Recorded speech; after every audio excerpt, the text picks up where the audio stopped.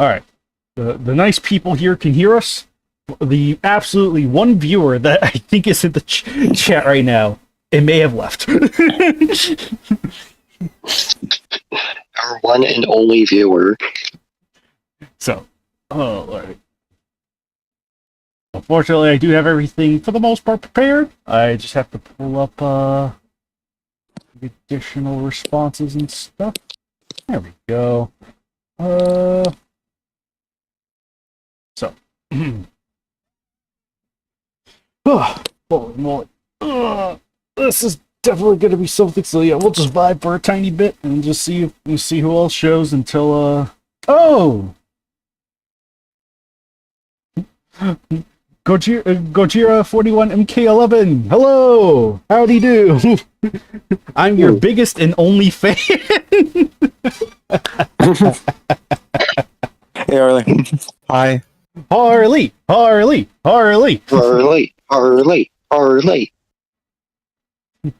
So, hooray!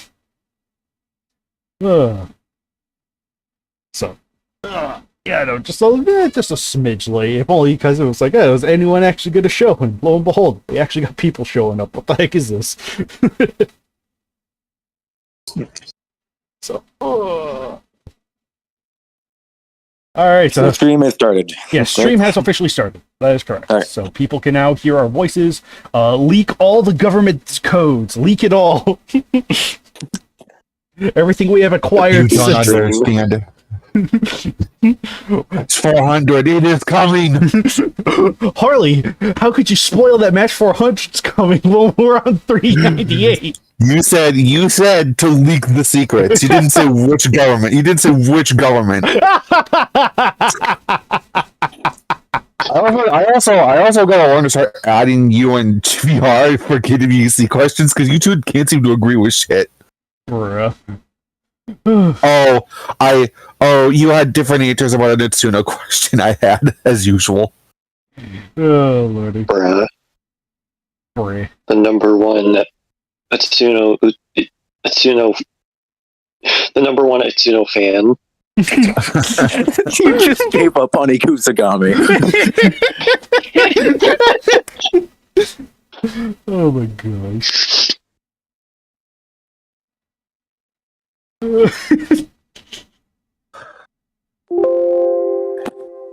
Alright, yeah, no one heard that. Absolutely no one heard that. I heard it. Oh, Now I want to know. Now I want to know what we weren't supposed to hear. I was saving something, and it was like, "Are you sure you want to replace it?" So You ripped a big fart and no one heard.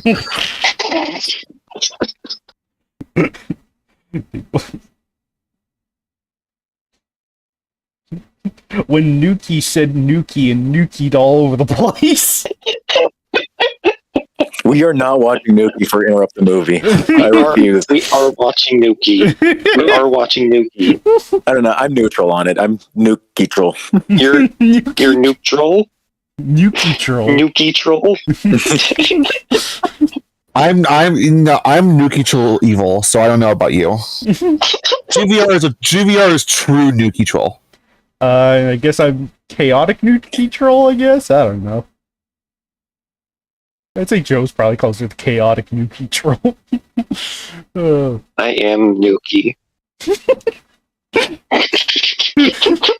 I am Nuki. Oh my gosh.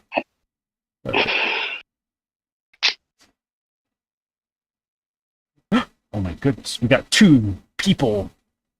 Two people, at least. Oh my goodness. It's amazing. We have at least a person. At least. Oh my gosh. But yeah, I figured, yeah, no, hello, welcome. Yeah, no, this is just probably gonna be a nice, this is just strictly probably gonna be covering for the awards.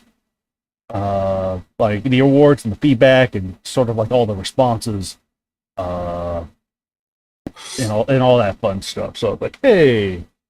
So yeah, no, just, I think it's probably gonna be me, because I'm gonna try and go over like, most, if not all. Million things. A million things. That is correct, Harley. That is very much A correct. billion things. But alright. So yeah, no. Jeez, we got a decent crowd here tonight. What the heck? I was expecting a lot less people. Alright. Attendance has been real low lately, ain't gonna lie. Oh my goodness. But yeah, I figured, yeah, no, I guess we could get started underway. Hello and welcome to the KWCC. It's I think like last one was like what, December, I think? Figured, yes. Last year, damn. We've got a whole year. Damn. It's been a whole entire year. A whole year. 2022 was the last time we recorded, so it's like, oh, alright. Oh my goodness. But yeah, no. I'm your host Kaiju X, and with me today I have GVR, Harley, Really Big Man, also known as Birdman, the Lore Master, aka Bacon, and ZVG, also known as Joe. I love when you give the fucking I love when you just give the usernames like that's what we're gonna be known now. Not until you transform into a different username. I am a different username. I should have. Oh no, I'm not. I was wondering how long it would take me to realize that when you left and came back, it defaulted back to your original name, Joe. I forgot. Yeah, I just assumed she was doing that on purpose. I fucking There forgot. we go. Joe I should have kept my username changed as Penis and Uranus. Therefore, Kaiju X would have been forced to read it out loud. Harley, you can. There is never. Well, but he's not going to read it now. There, you still can. You still can. For the next time we do the do it right now. KWCC. Do it right Next- now. Listen, I'm only Kaiju X do it all over again. Oh my god. Guys, get to the awards, please. No one in this call can talk. let's do our Patreon shout outs first. First of all, 15 people who are muted are the most coherent people in this call. Please just start the awards. GBR is like it was a mistake bringing these people in today. Oh my gosh. Yeah, no, it's we just finished up the KWC Awards and feedback survey for kind of our annual main one. And yeah, we kind of got, we got all the results tallied, we got all the responses in. We're about to go over them right now. So, whoopie doo so here's from question 1, which I do not have mentally memorized right now, so I have to read off the script. Pick your top 5 best writers for 2022. And yeah, no, we got the top 5 in the, for whatever reason, there are different number of people that responded to these awards versus the surveys, but I guess it's like whoever those 10 people that didn't go for the survey was just like, I guess they didn't have to, so whatever. But yeah, no, top 5, writers that we have right now, that we tallied in are Andrew Sudobursky is number 1, Matthew Freeze, number 2, Joshua Strip Matter, number 3, Landon Soto, number 4, and Connor Clennell, number 5. I mean, obviously, if you're on the main Toho Kingdom website, you should already know this, but, it's like, hey, there we go. But we got a couple of honorable mentions that, we could probably, look at real quick. After the top 5, it's like, oh, who follows? Vincent Roger comes in, number 6, and just above Alex Williams by, a good... Those two are actually really close in terms of responses. They're just it's like a lot of people kind of voted they're for the most part super even. Just only distance by 1. Distance by 1 point. And so it's like, oh, okay. Then after that we get a sizable gap between the votes. And then, after that we get Tyler Treeshock, under Alex, Matthew Williams under that, Christian Salibert, Quentin Blackburn, Harley Jameson, Dao Zhang Moa, Jim Wolf, Madison Faust, Kenneth James, and Justin N. But hey, at least everyone got something, and that's going to be far better than that's definitely going to be far better than the nothing that'll be coming up for a couple of future questions I had kind of peeked at. But otherwise, though, it's like, hey, everyone at least got 10 responses. Hooray! But yeah, figured, yeah, no, it's like, that was it for, this is the awards portion of the, awards portion for those joining in. But, yeah, so it's like, yeah, no, top 5 best writers, got them all right there and locked on. And then we're going to jump right on over to question 2. Best KWC matches of 2022. We got match 360, Mechagodzilla Legendary versus Gamera versus Gauss at number 1. With, so, hooray, GVR! Correct. And then we got, 2 decent follow-ups right here with match 390 and match 390 Impact of Tokyo's Future coming in at number 2, with match 370 Siege of Skull Island coming in 3, kind of close together. There's a little bit of little bit of a not the biggest gap. It is kind of close. It's pretty yeah, no, it's just hey, those two did really well. Number 4 is match 392, Godzilla vs. Gamora. Which, yeah, no, that's solid. And then number 5 is match 389, Godzilla Heisei vs. Orochi, round 2. Hey, so those are kind of our top 5s right there. But who are the honorable mentions? So, let's go over a couple of them until they diminish into nothing. Who are the losers? Bruh.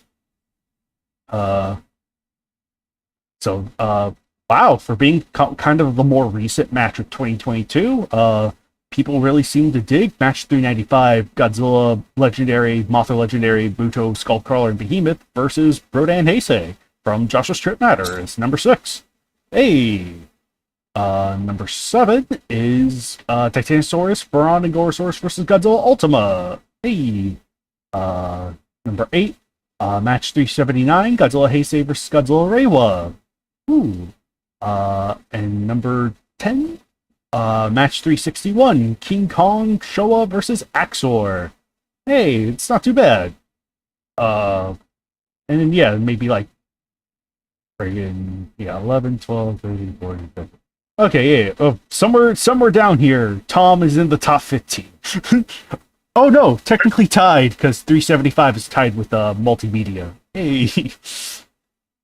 But friggin' just like, yeah, no, this is probably the point where it's like, oh no, we got a couple of ties right up in here. Yeah, that's kind of neat. It's like I never really looked at this before, so. But yeah, no, it's like, yeah, you can just see on the screen as I slowly like bring it up to a curl. As poor match 376. The friggin' bacon match, 10 responses. But even worse still, Ayers versus Muto Prime. Rip.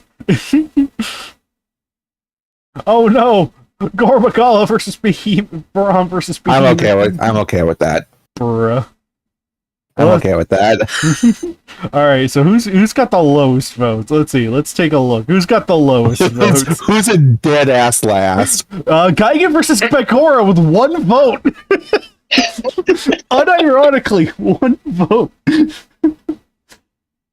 Alright. I think that was just the author that did that. Bruh. Oh my gosh. Alright, no, bottom 5 matches. Geigen versus Begora. Above that is Gorosaurus versus Gizora, Crystalac versus King Caesar, Gorosaurus versus Baragon, and Kamacuras versus Skullcrawler. Those are our bottom 5 of best matches. Oh my gosh. Woo! Woo! You know what? Congrats, everyone! You won the KWC Razzie Award. Yeah, pretty much. So, oh my goodness. But yeah, that's just kind of the no. I mean, generally, like for pretty much every year, there's a few matches that like draw everyone's attention. Just because like those tend to be like the very large ones, or the ones that have like the most, like the biggest crazy stuff happening in them. Yeah, whether it's in terms of like spectacle or even monster quantity, where it's like, oh my gosh, the 2 bacon matches have like a crap ton of monsters. Yo, that kind of thing. Yeah, and like 360, I would like to think that a large portion of it winning like match of the year and winning all the awards it did was for like the quality of the match. But I mean, I'm not going to sit here and pretend that the fact it's the debut of Monster vs. Monster isn't a big part of it. Mm-hmm. Because it's like, that's what most people are going to read. Like, they're going to see, oh, a monstrous character. I'm going to read it. I'm going to read it. He's going to do something. It's Mecha Godzilla. He better win. Oops, he did. Oops, all Mecha Godzilla. No, that was last year. No, that was 2021. Oh, yeah. But yeah, no, applaud for like our top 5. Congratulations. Yay. And again, I'll repeat what I said on the forums here. Like, even if you didn't win an award, like, we are very thankful to everyone who has contributed to the KWC this year. Hell yeah. Mm-hmm. So you all get complimentary You Tried stickers. Just stick that right on top. But yeah. No, no. Question 2 is like, 5 best KWC matches. But then what about the third question? What is the third question? I don't know. I can't read until. There we go. Why are you making this seem like the question? Are you okay? I'm all right. Do you need us to take over for the rest of the stream? Bro. No, or is it just like the thing's not loading? Because it sounds like you're reading like directly from the results. I am kind of reading directly from the results, so that's why it's kind of like like it sounds stupid from our perspective. It's like, just go on the blog. Right. That's what I had the blog of. It's like, what's the at least for the top 5? You don't know? At least for the top 5, but it's like, yeah, it'd probably be easier for me to just go to the blog and be like, oh, just make this easier for myself. Well, no, because the results have like the stuff below it, and that's a big part of it, especially for the banner question. Yeah, for sure. So yeah, no. Top 5 most original KWC in 2022. So, out of everyone that answered it, number 1 forerunner, we have match 392, Godzilla versus Gamora. Congratulations to Alex, who is currently not here with us right now. Because he's at work. Which Godzilla? Showa. I know. It's just one of you fucked up and forgot to put that there. Bruh. I mean, I guess that's fair, but bruh. Yeah, no, like, top most original. A lot of people voting for Godzilla vs. Gamora. Number 2 is match 360, Mechagodzilla debut. I'm just going to simplify it to that, because gosh darn it. Yeah, you should repeat the name every single damn time. That's what I had. Instead of saying Impact Tokyo's future, you should just read off the names of every monster. All right, Siege of Skull Island. You should list every single monster involved. right. Okay, number 3 is tied for number 2, I should say, is match 370. Siege. Excuse me, Anguirus versus. Wait, no, that's not how it goes. Damn it! I love that you said tied, and then you immediately made Siege 3 anyways. I'll pop that down to third place. Who cares? I'll admit, I kind of like. I was like, I. This is literally my first time looking at it. I'm like, oh, that's actually tied for second. Sweats nervously. There's some bias going on in the staff today. I don't know, man. But yeah, no, tied for second. What should be in many respects tied for second. Match 370, Siege of Skull Island. Hey, that's awesome. Number 3, in that sense, should be match 361, King Kong versus Axor. King Kong Showa versus Axor, I have to say. Which should be number 4 is 362, Bakan versus Mechagodzilla Showa versus Destroya. Hooray. And then number 5 is match 390, Impact Tokyo's Future. Hey. But yeah, no, scroll around to some, or like, like those are for the most part the proper top 5 because I'm an idiot. So it's like, okay, beyond the proper top 5, who exists down below and maybe the netherrealms of sections 6 to 10. So number 6, we have match 386, King Ghidorah Legendary versus Bagan and Legion. Hey. Number 7, we have match 366, Zone Fighter, Ultra 7, Godzilla, Heisei, Jikiro, Gigan, Zandora, Bemular, Gizor, Ganibus, and Kabibus versus Mecha King Ghidorah. That's a mouthful. I was about to say, I thought you were doing the joke that we made, like literally, but then I remembered, oh yeah, that was a match that just has that long a name. That has that long of a name that someone should have just given a title to, because that would have been so much easier. Someone should have. Anyway. But yeah, then we have match 363. Under that, Titanosaurus, Varan, and Gorosaurus versus Godzilla Ultima. And yeah, number 9, Godzilla Reiwa versus King Ghidorah Legendary versus Mothra Millennium versus Rodan Heisei versus Biollante at number 9. And then number 10, we got KWC the multimedia match with Mechagodzilla Heisei, Space Godzilla, and Destroya. Hey, so it's like, hey, at least that's in the top 10. So just gonna slowly scroll up for those inclined and curious of like what the others are, where maybe your favorite match is potentially ranked in here when it comes to most original, which, yeah, no, I kind of see some like Space Godzilla vs. Destroya, which I think gets like, some bigger hits like later. It's just like, it's much lower down here, but it's like, that one's a simple brawl, straightforward, simple brawl. Dang. Yeah, I don't know how I feel about that one being like original. Right. Yeah, because it's like being original is very different from it's like what subverts the status quo the most out of everything. So it's like, hey. So, go up. All right. So according to the people, what are the least original matches that we have? Oh my gosh! So the bottom 5 of most original KWCs go to number 1. Match 391, Atsunai Kusagami versus Mechagodzilla Showa with 1 response. Number 2, match 381, Crystalac versus King Caesar. Number 3, match 374, Gorosaurus versus Baragon Millennium. Number 4, match 383, Geiger versus Bagora. And number 5, match 371, Mechagodzilla Showa versus Anguirus Showa. I mean, that all tracks. So those are all just very simple brawls. Yeah, very simple. Nothing else really happening. Right. I mean, simple in terms of like, creating originality. It's like, oh yeah, no, obviously no. These are all just the super quintessential sort of basic KWC match, and it's just like, oh, here we are. So it's like, hey, it's like, but yeah, no, it's just like, ooh, look at that, look at all this fun stuff right here. But yeah, no, in terms of originality, I mean, we definitely got a couple of outliers this year in terms of taking it more in a like different direction or what have you. And it's like, KWC is really just going, ooh, ah. Pretty much, that's what this is. It was like, ooh, the stream. Hey, it's the first time he's the one reading the results. Let him enjoy it.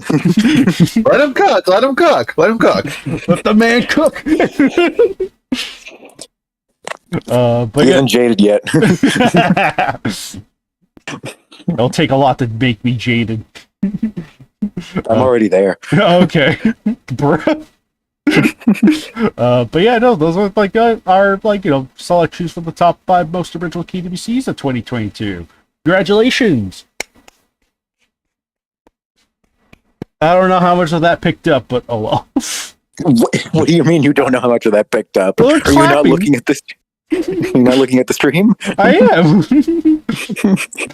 So, and then question number 4. Oh, actually, technically, this is question 4 and 5 from the why I've merged together here. So, question 4: choose top 3 banner creators of 2022, and top 3 we got Andrew Sudomersky, Dao Zhang Moa, and Tyler Treeshock. Congratulations to all of them. But who exists below them? Well, we'll keep it simple and straightforward to say, here are the rest. Matthew Williams under Tyler, then Landon under him, Joshua Stripmatter, Thomas Fairchild, Chris Salibert, and Matthew Fries. So, the very last spot. This is revenge. This is revenge. This is revenge for you sweeping the awards, fucker. I mean, I'm not surprised because my banners are not that good. He also only had one. The one that's kind of shocking to me personally is Landon. I mean, granted, Landon didn't have as much of an output this year compared to like. Yeah, I mean, it depends on like how many banners you get, pretty much. Pretty much, yeah. So it's like, me and Dakota were pretty much like neck and neck all throughout with crazy banners left and right. And then, yeah, Grayshot was surprisingly like not too far. I'm kind of surprised that like Grayshot and wasn't that far behind the rest of us. Same with Matthew Williams. I think people like the stylized banners.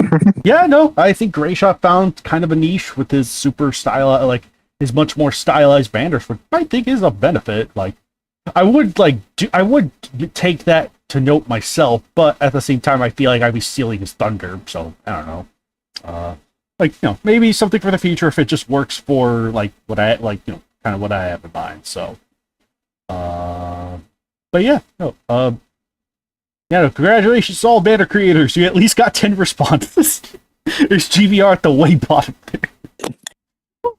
Take that, GPR.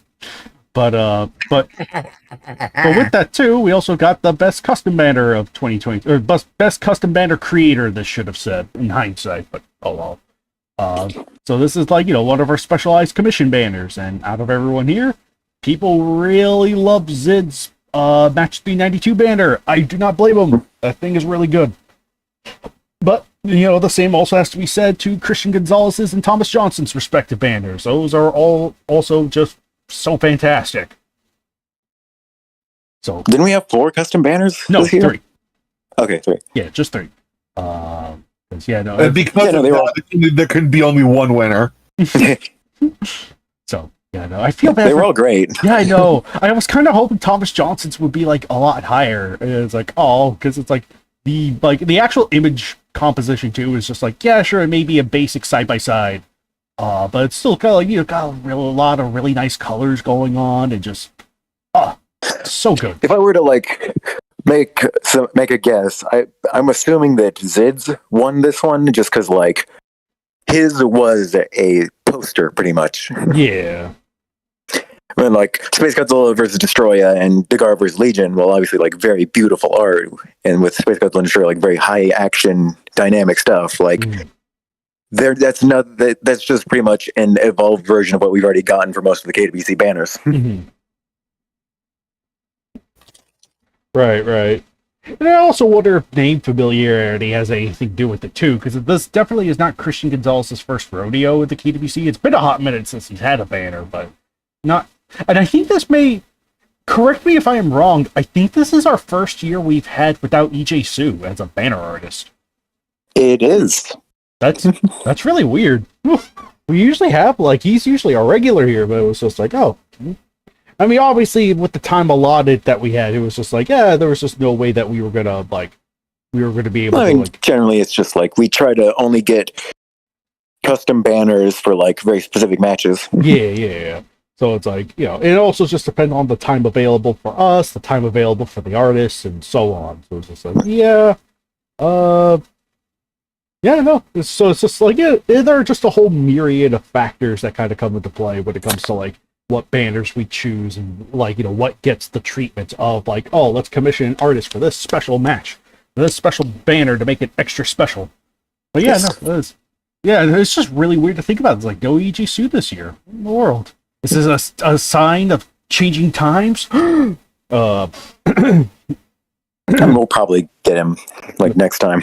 yeah. Like, because I think, you know what it is though. Gray Shot's usually his regular, more so than so I think that's a big kind of factor into like, obviously I'll probably get in contact with them soon enough.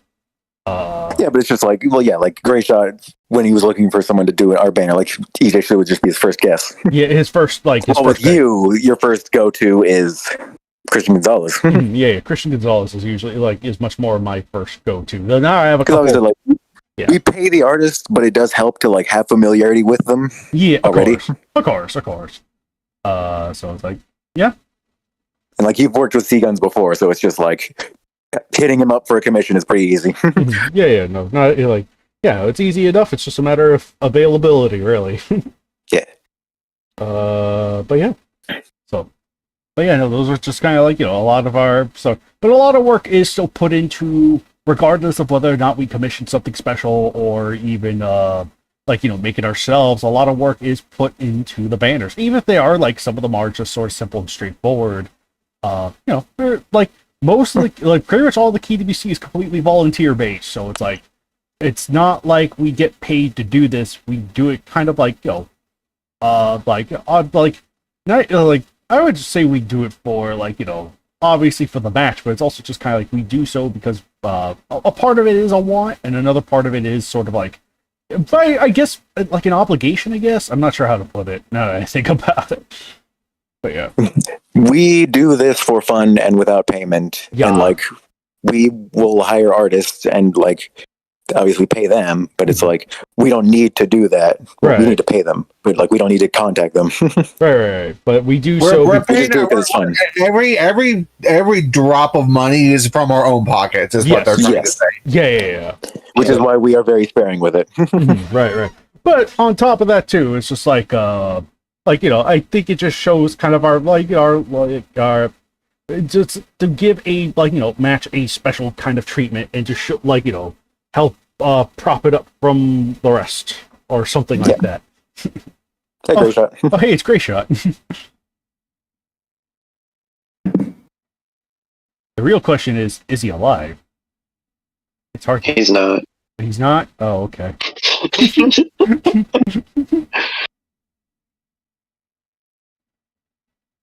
He'll say greetings at any given moment now.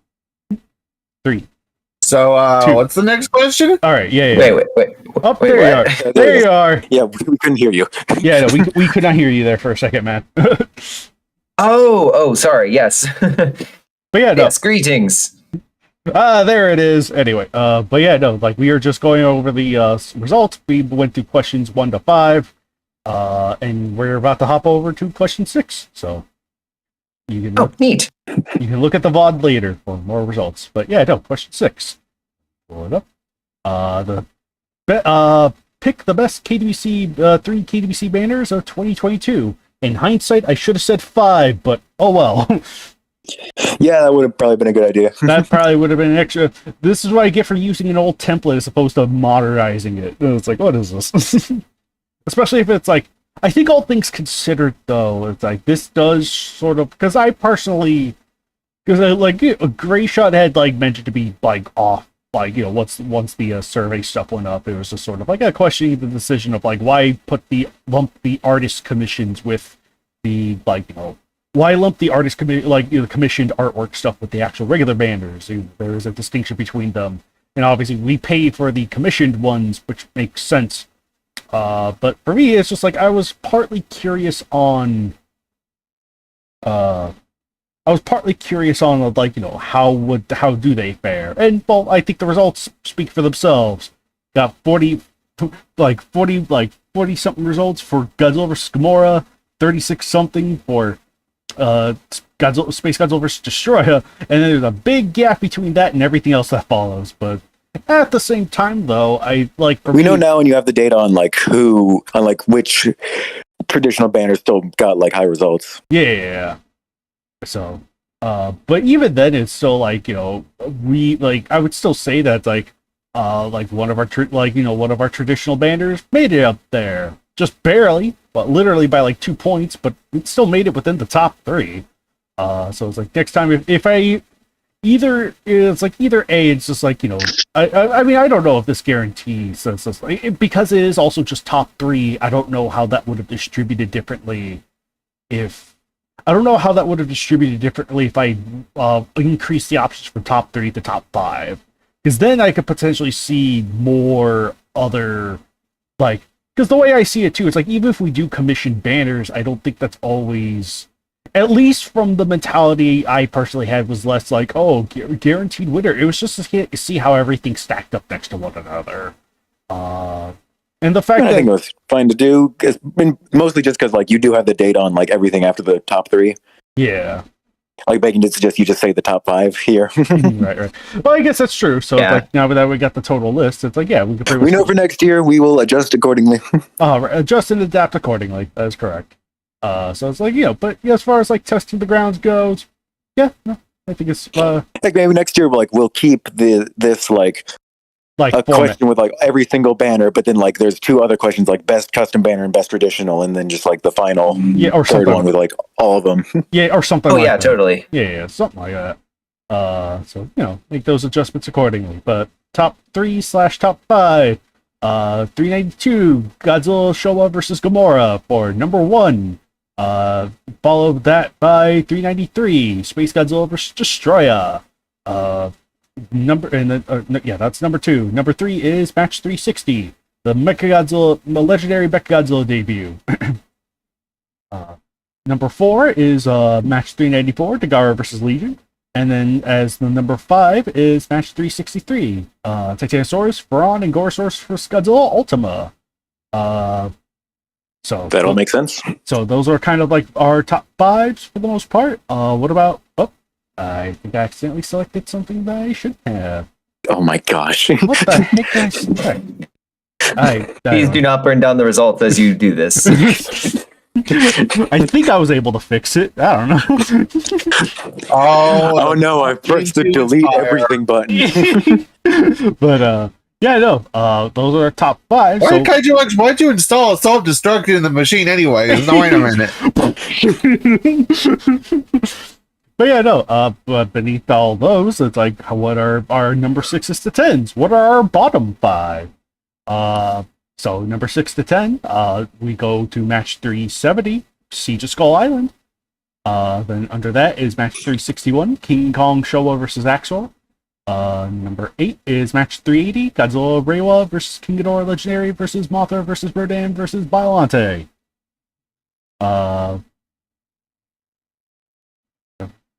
That one didn't do too well.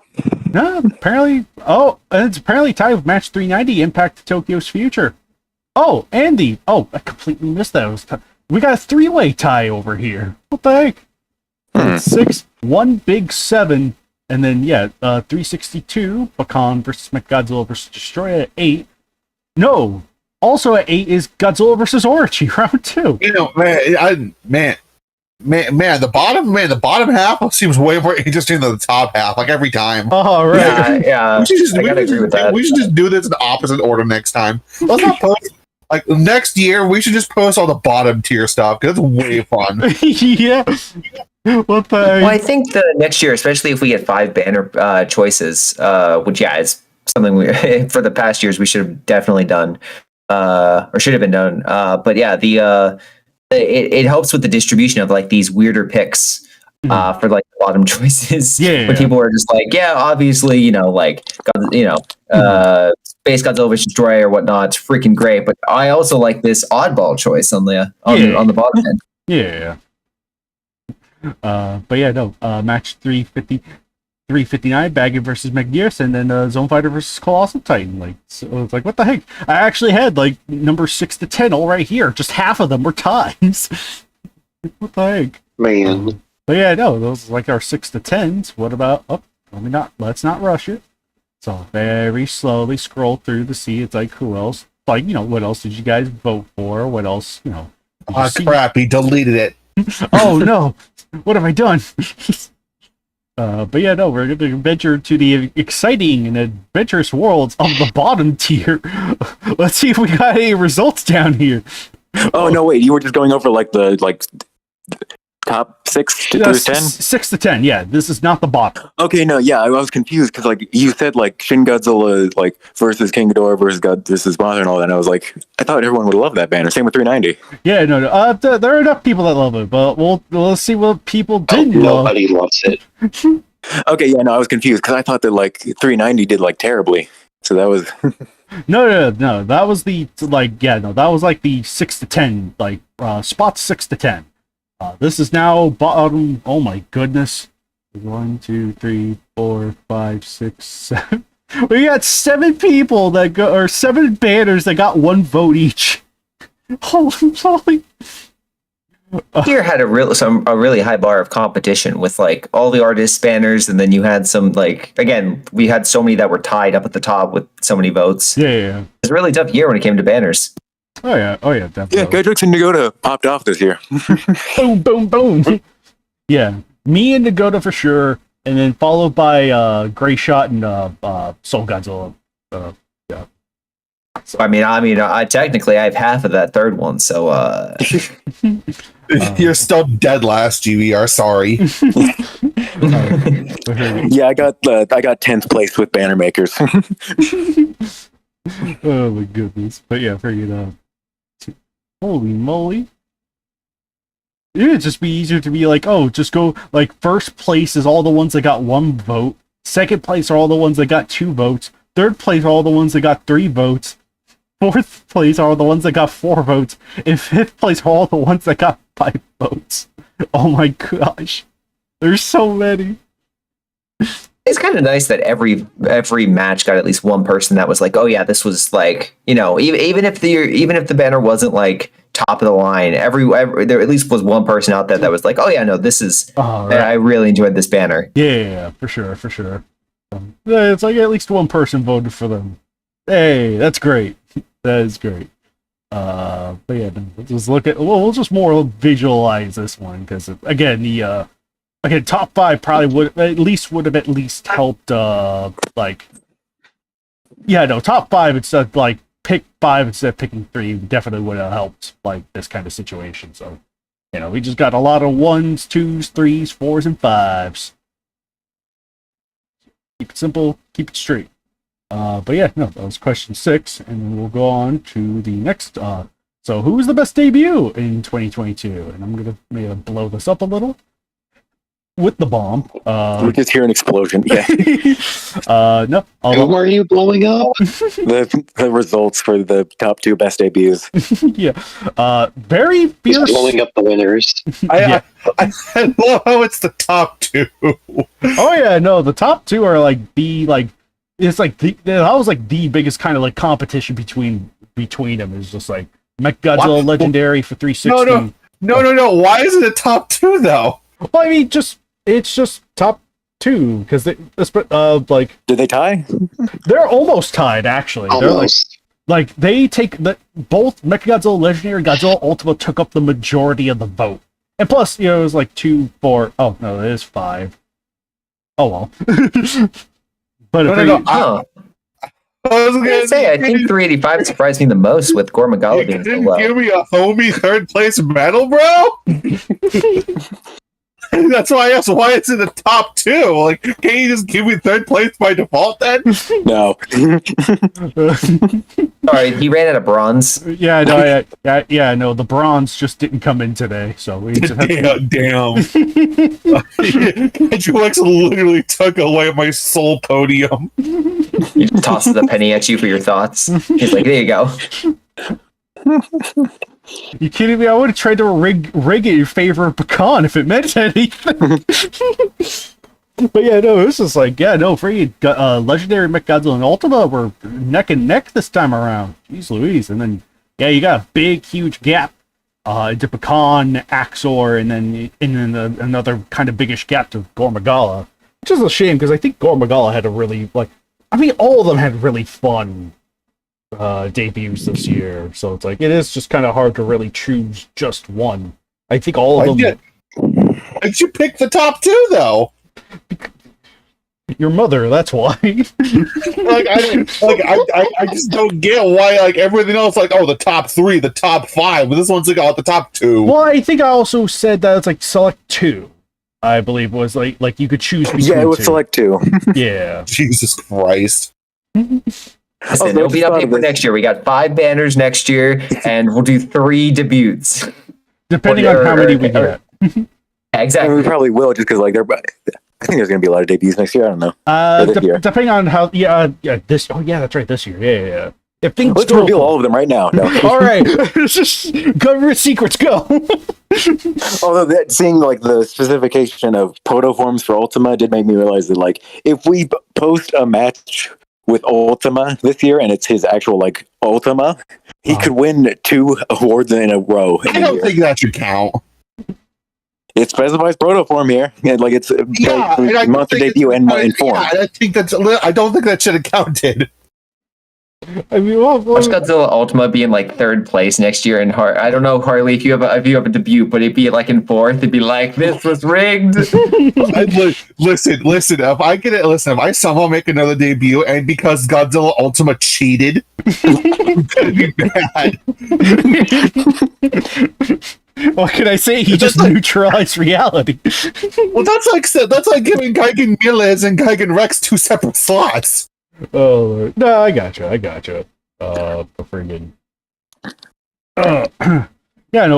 Weird combination like this are a little weird, but I do think we usually tend to avoid them with future. I think we usually tend to be like, oh, this is Godzilla Ultima's debut kind of thing. I don't think we ever I don't recall a case where we ever brought back a character because of a form. Though I will admit, I think I may have accidentally missed there was something. Oh no, that's right. This is debut, but I could have sworn there was something different where we accounted for a different interpretation too, like White Rodan or the quote unquote. We're not including that shit though. Right. I could have sworn there was a question that did, but I can't remember it off the top of my head. This was also, I think it was a new monster form, if I'm not mistaken, in previous years, and we've done critical mass. I think because we did. I think it was for 275.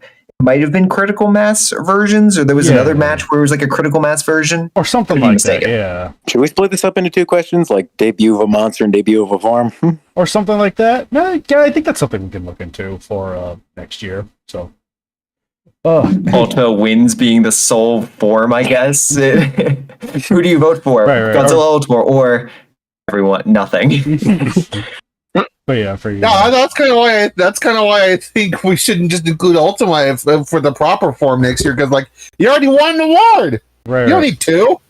But for you, he debuted. What do you want from us? Right. No, we can and again, this is all this kind of stuff that we can make and adjust. This is all the kind of stuff we can adjust for next year. That's just the way I see it. So, but yeah. So that was question 7. Question 8. Another big one. Let's pull it down and see what's here. Best use of Kaiju in a KWC match. And according to a lot of people, the top 5 results are match 392, Godzilla Showa vs. Gamora. Number 2 is match 360, the legendary Mechagodzilla debut. Number 3 is match 370, Siege of Skull Island. Number 4 is match 363, Titanosaurus, Varon, and Gorosaurus vs. Godzilla Ultima. And number 5 is match 379, Godzilla Heisei vs. Godzilla Reiwa. So yeah, no, Everything checks out. yeah. That checks out when it comes to best use of kaiju. Interesting. I'm assuming 380 is going to be in the top 6, top 10. yeah. Like the rest of the yeah. Bottom That is, 6. I think that would be my assumption too. And you assumed correctly, GVR. Not with number 6, but with number 7. But number 6 goes to match 395, Godzilla Legendary, Mothra Legendary, Muto, Skullcrawler, Behemoth versus Rodan Heisei from Street Matter. Makes sense. Number 7, match 380, Godzilla Reiwa versus King Ghidorah Legendary versus Mothra Millennium versus Rodan Heisei versus Ballante. Hey, 7.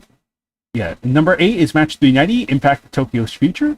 Number 9 is match 361, King Kong Showa versus Axor. And number 10 is match 393, Space Godzilla versus Destroyer. So, I do wonder, I'm not saying to split up this question, but I just wonder, like, when people vote for this one, are they going, like, for, like, how uniquely the combatants were used, like, for 380, or are they going for, like, how the combatants were, like, written character-wise, or just, I don't know. It could be, I think more than likely it's a combination of both. That's sort of the kind of question that is sort of like goes into both territories where it's like, oh, it is also sort of like, you know, maybe you got something like the Critical Mass Destroyer from 393 versus, you know, maybe how like King Kong was characterized for the Axor match or something like that. So it's like, I think there's a whole, like, you know, a host of other factors at play that, you know, can determine what sort of, like, what people are looking for. So, it's like, for me, I'm personally a little shocked that, like, that Godzilla vs. Orochi isn't higher, in my opinion, at least for the comes to the best use of kaiju, but, you know, maybe that's just not the case this time around. But yeah, no, we'll just, okay, there we go. Let's split up every single question into its base components. This year's awards will have 100 questions. Oh my gosh. That'd be hilarious. But yeah, that was just something I was curious about. Like, I don't know, maybe I'll like go onto the forums later and just be like, hey, when you were answering this question, what exactly were your like criteria? Ooh, that'd be fun. Actually, screw it, I'll do that now. GTR posting a question live. If you just on Toho Kingdom forums. But yeah, no, just slowly scrolling down to the, what I'm curious about most are the bottom picks. It's like, who got the least amount of votes here? So yeah, just a nice little credit crawl as I scroll down ever so slowly and shift back and forth like a maniac. But for you, ooh, looks like we got up. There we go. So it looks like we got at least, okay, yeah. So we could say the number 1 position for bottom 5 are Gabara versus Gamora versus Gauss, Mechagodzilla Showa versus Anguirus Showa, and Gigan versus Mechagodzilla Showa. So that's kind of the number 1 spot for our bottom 5. The second set for all these got tied with 4 responses.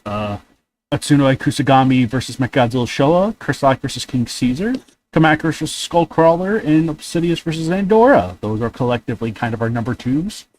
And then we got our number 5 responses. For number 3, we have Gigan versus Bangora, Bulk Zerdan versus Godzilla Reiwa, Gorosaurus versus Baradon, Millennium, Gigan versus Gamora, Godzilla Reiwa versus... Oh, my apologies, just Gigan versus Gamora. Our collective number 3s, and then our collective number 4s are... Oh, that's different. Oh no, we just got one number 4, which is Godzilla Reiwa versus Muto. And then our collective number 5s with 8 responses are Gorosaurus versus Ghidorah, Iris versus Grand King Ghidorah, and Behemoth, Batra, Mothra Legendary, and Gamma Heisei versus Godzilla Legendary versus Gauss. So, those are our bottom 5 picks when it comes to the nature of what has the best use of kaiju in a KWC. But yeah, yeah, no, I think for the most part, though, it's like, we got some decent ones when it comes to how kaiju were ultimately sort of used and characterized, and it's like, hey, that's great. But yeah, so from question 8 to question 9. Question 9 is, what are the top 5 best use of human or alien characters in a KWC match? And for our top 5s, we have as follow: match 389, Godzilla Heisei vs. Orochi Round 2. Match 360, the legendary Mechagodzilla debut. Number 3 is match 392, Godzilla Showa vs. Gamora. Oh no! That's another tied. Uh-oh. That's another whoopsie doodle. Oh well. You need to mention the ties like in the awards Yes, no, I blog post. definitely, I should definitely make that adjustment to be like, oh yeah, no, these are tied. My apologies. A little bit of a rush, just a little bit. But Yeah, you didn't post it initially in the morning of that day because you forgot. I forgot, and I was at work, which kept me away for most of the day. So it's like when I got home, And you were just coming off of like an illness. and that too, yeah, that did not help. So, but yeah, no, so it was just like, not the straightest of brains, but you just sometimes The KWC functions, but it does not function very well sometimes. But yeah, we get the job done. just enough to get the job done. That's how well it functions. But yeah, no, match 360 and match 392 both are tied for second place here. So yeah, Godzilla Legendary debut and Godzilla Showa vs. Gamora. Hello. Number 3, the proper number 3 then is match 390, Impact of Tokyo's Future. The proper number 4 is Godzilla Heisei vs. Godzilla Reiwa. And the proper number 5 is Zone Fighter vs. Colossal Titan. Hooray! So with that being the case, what are our bottom sort of like 6 to 10 guys? I see. I think that is 33 to 32. Okay, yeah. Match 366. Bringing the Mecha King Ghidorah match. That's why I'm going to simplify that one too. 366, the Mecha King Ghidorah match with like 33 responses. With our number 6 spot. Number 7 goes to match 370, Siege of Skull Island. Yeah, number 8, match 386, King Ghidorah Legendary versus Bagan in Legion. Number 9 is KWC Multimedia number 8, Mechagodzilla Heisei vs. Space Godzilla vs. Destroya. Tied with match 360. Oh, a 3-way tie with that. King Kong Showa versus Axor, and the Baragon Showa finale with match 368. So that's sort of collectively our number 9. And then, yeah, number 10, we have Ultra 7 versus Mechanicong, sort of sitting at that number 10 spot. After that, we get a little bit of a dip, going over to like sort of like into the sort of like lesser chosen matches, comparatively speaking. So we're already at the bottom. Look at that. So yeah, no, our bottom 5 when it comes to sort of best human alien characters presented at KWC goes to Gigan vs. Begora at number 1, Gorosaurus vs. Baragon Millennium at number 2, Iris vs. Grand King Ghidorah at number 3, Kamacuras vs. Skullcrawler at number 4, and then Behemoth, Batra, Mothra Legendary, and Gamera Heisei versus Godzilla Legendary and versus Gauss at number 5. So that's kind of like what we're looking at when it comes to sort of like the human influence, the character influence within a KWC. You get to see the tops and you get to see the bottoms. So obviously this just doesn't have every match because not all matches have any kind of dialogue in them. So simple, keep it straightforward, yada yada yada. But yeah, no, question 10. Oh boy. Okay, best story narrative KWC in 2022. We got for our top 5 of number 1 is match 392, Godzilla Showa vs. Gamora. Match 370 for number 2 spot as Siege of Skull Island, which are those two are nice runner-ups there compared to everything else afterwards, which kind of has a significant drop-off. Interestingly enough. But after that is match 360, Godzilla Legendary versus Gamera Heisei versus Gauss. Number 4 is match 390, Impact of Tokyo's Future. And then number 5 is match 389, Godzilla Heisei versus Orochi Heisei round 2. But with that said, what are our number 6 to 10 spots? Well, number 6, after another drop off, match 379, Godzilla Heisei versus Godzilla Reiwa. Godzilla Legendary versus the big Heisei Rodan match. I'll try and simplify that one down too. Sort of like taking the number 7 spot. GVR just fart? Or is this just me? Yeah. No. I'm so glad y'all heard that. I wasn't going to say anything. No, that's just me. That's me moving. Genuinely. No, I would joke around and mess around if that was. GVR just put his butt cheeks to the mic. Yeah, no, that's just me like shifting. Okay, You're so shitting? How's you shitting? Shifting. F. The term is press F, actually, not F. wow, GVR really be a Legion soldier right now. Pressurized air movement.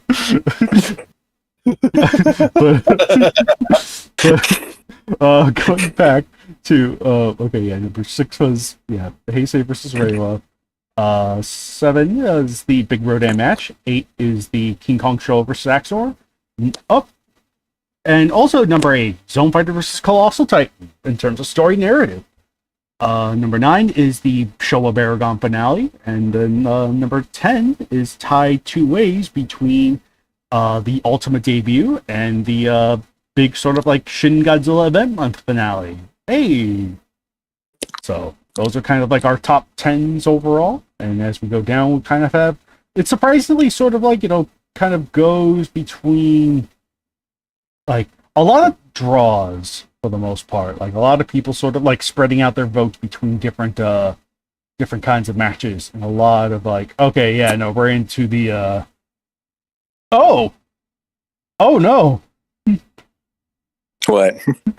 Okay, so if we're looking at number 1 with He deleted it! No, if we're looking at our number 1s in terms of responses, Geiger versus Bagora, Chrysotic versus King Caesar, Kamakuris versus Skullcrawler, Ultra 7 versus Mechanicon, and Obsidious versus Andorra win with 0 responses. No one voted for them.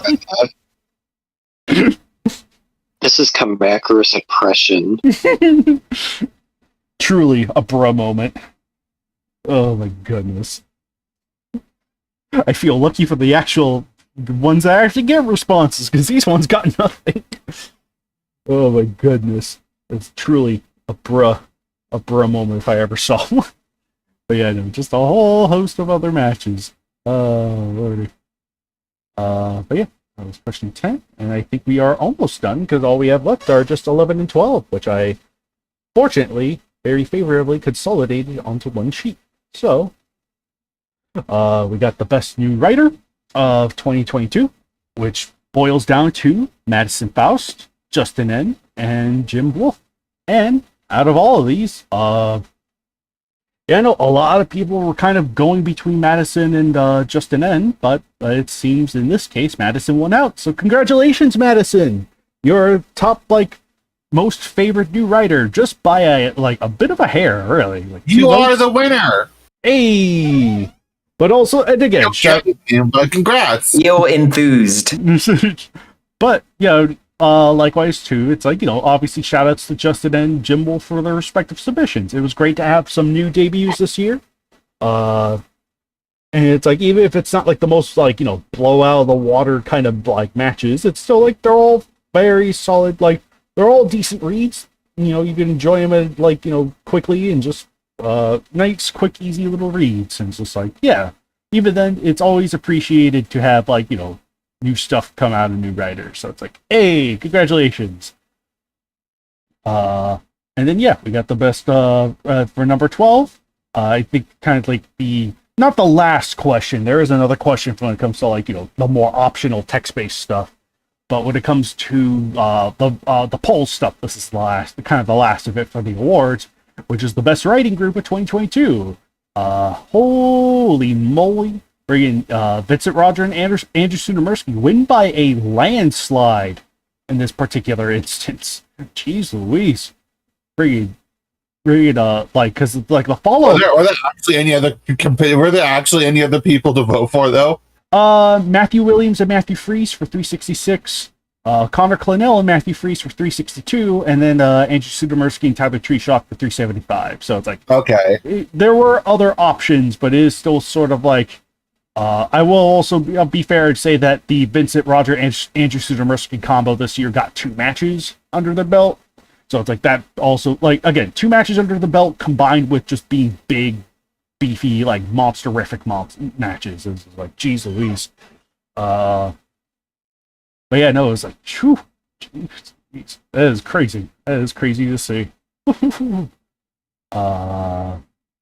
yeah, yeah, no, that was kind of like the big part of the awards. I'm going to turn off the little screen there just for a moment. And like for the last question was ultimately, please write your favorite moment in KWC match in 2022, which I'll be going over a couple of the like, you know, some of the answers that we got out of that particular survey, which is like, for one person, it's King Kong finally breaking his losing streak. Congratulations. And like, you know, there are a good number of them dedicated sort of like Godzilla versus Gamora, where it's sort of like my favorite moment when Godzilla feels bad about killing Gamora and he felt like he had been lied to, or Godzilla turning away from any further destruction for the day after killing Gamora, or you know, I thought the whole Godzilla show of Godzilla vs. Gamora was just fantastic. Or even basically all of Godzilla Showa vs. Gamora, a great crossover that makes both that makes the most of both franchises thematically and narrative-wise. Which is, yeah. So we got a good, like, you know, good portion of people just sort of like you know, really kind of loving Godzilla vs. Gamora here, but they're not the only ones. So, like, for example, another person's favorite moment is the call to arms of monsters ready to stand against King Ghidorah, Monster X, and Gigan in match 370. Or even just sort of like, Alex Deer? What? I don't know who put that there. It's just like, what are they talking about? Alex Deer? Yeah, that's all it says. Alex Deer. D-E... It's like his mother's talking to him or something. I don't know. Some of the things we get for like input a text answer like concern me. Yes, like that like Mothra 12 guy, or Dark Cow Cookie. What? Mothra 12. Oh, yeah, that's right. But yeah, no. Mothra 64. Someone's gonna do that one day. But Bots that go over Toho Kingdom are quite strange. Yes. Humans to go over Toho Kingdom are I quite hope they're strange. bots. Another person's big favorite moment is like Baragon getting a happy ending and not being used as a whipping boy or killed off in match 368. I can totally understand that. So, and it's like got a couple others, like Impact of Tokyo's Future being the impossibly epic crossover it is, or Baggins' revival in Impact of Tokyo's Future. Some people say it's like Godzilla, Shin Godzilla was a beast. Like, you know, probably just assuming They don't specify a match. no, it was just like he was just a beast. Which, I mean, to be fair, he had a nice big chunky monk dedicated to him. So it's like, hey, or we got Godzilla Terrestrius taking out Gorosaurus with just one atomic ring. I actually think that's I think I saw a couple times in there. It's just like Terrestrius knocking out Gorosaurus with one ring. The Ring of Power. But yeah, Gorosaurus getting a win for once, which, you know, I think is very easy to assume was referring to Gorosaurus versus Ghidorah. Mechanic Kong being destroyed, but still winning against Ultra 7 through its hypnotic light. That is indeed a very interesting little highlight. Or when Destroyer killed Space Godzilla's decapitated head. Hey. Hey. Yeah. Gamora wins? Gamora wins, lol. That's actually not too far off. It's actually Gamora wins Lamau. I assume they mean 387? Maybe? I don't know. Because he did not win 392. No, he did not.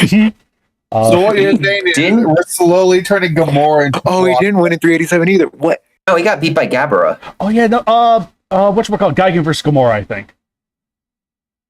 Oh, I kind of like that we're kind of turning Gamora into like the Brock Lesnar of the KWC.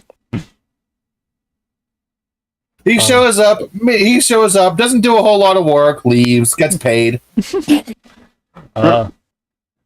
Black Destroyer at the end of match 393. So hard to choose in such an incredible, memorable year. Hey, Was that the username? no, that they just I called think they're referring to Critical Mass. Critical Mass Destroyer. They just called it Black. Okay, because I heard Black Destroyer. I'm like, what? Yeah. Another. Yeah, he skipped Golden Destroyer, just went for the Black Destroyer. Truly, Destroyer does not miss leg day. Or Guy, another person's favorite moment. Guy gets defeat, match 383. And then, and another person, another just sort of memorable highlight, was just sort of like in Shin event month. Godzilla vs. Gamora, and then seeing some unused Kaiju make a debut. Hey, MV Godzilla and Bagan teaming up. Bagan, interesting. Oh yeah, there's another terrestrious one-shotting Gorosaurus. Reveal of Godzilla's bones at the end of Gigan vs. Gamora. Honestly, hope it sets up Robo Godzilla from Singular Point in the near future. I don't know. What? That is actually a comment that is here. We can't do that. What? It would need to be Ultima's bones. Hey, bring Hold up, Gamora let versus him cook. which match? Gigan versus Gomer versus Gamora. Gigan. I'm gonna say the end of that is Raizon with like the Trilo, right? I'm not mistaken. I never called the bones. That was the big reveal of that match because I remember making the banner for that one. It's like, oh no, we can't have this alien character. Yeah, there's a skeleton inside the tower. Oh, right. No, the Okay. skeleton like next to the tower, or whatever. Yeah, there's like a skeleton reveal, but it's Showa Godzilla. It's Showa Godzilla skeleton. Showa Godzilla skeleton for a Robo Godzilla confirmed. We've never had a show of Godzilla inside of a robot. They're gonna build Showa around Kiryu, and then Kiryu can do all the stupid dancing and shit.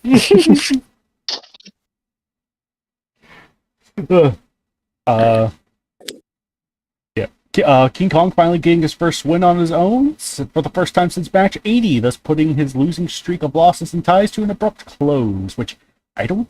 Based. As far as like solo matches go, I could have sworn there was one more after 80, but it is sort of like close in that range, though. It's been a minute. Jeez Louise. Whoa. Do you guys remember when his event month came out and he lost every single one or tied? That was hilarious. Whoa, Garorin be upon ye, says this particular solution. Whoa, Garorin be upon ye. Which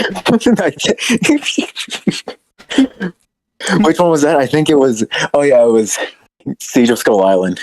Oh, okay, yeah, that's right. All Because in the banner. the staff slowly dying as the year went by. I mean, you weren't wrong. Yeah. Heisei Godzilla finding the resolve to save his human family against Shin Godzilla. Hey. Match 392 conversation between Hayata and Ultraman about what to do with Godzilla. Yeah, I know that. That's great. Or Mechagodzilla performing the Kiss of Death on Gamera for 360. Wait, for 360? Yeah, 360. Yeah, Mechagodzilla versus Gamera versus Gauss. Yeah. Oh, okay. No, I'm sorry. My brain for some reason thought we were somehow way past that. It feels like we are, but we aren't. It's really weird. When you added Manila, you got your cowards. Oh my goodness, that's hilarious. Let's see. Peaceful ending. All of Zone Fighter vs. Colossal Titan was great to me, but the absolute brutal finish sold me as one of my favorites. Flesh Puppet Kubal is both hilarious and terrifying mental image. Let's see.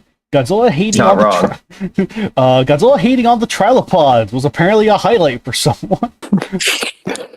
They're like, fuck those things.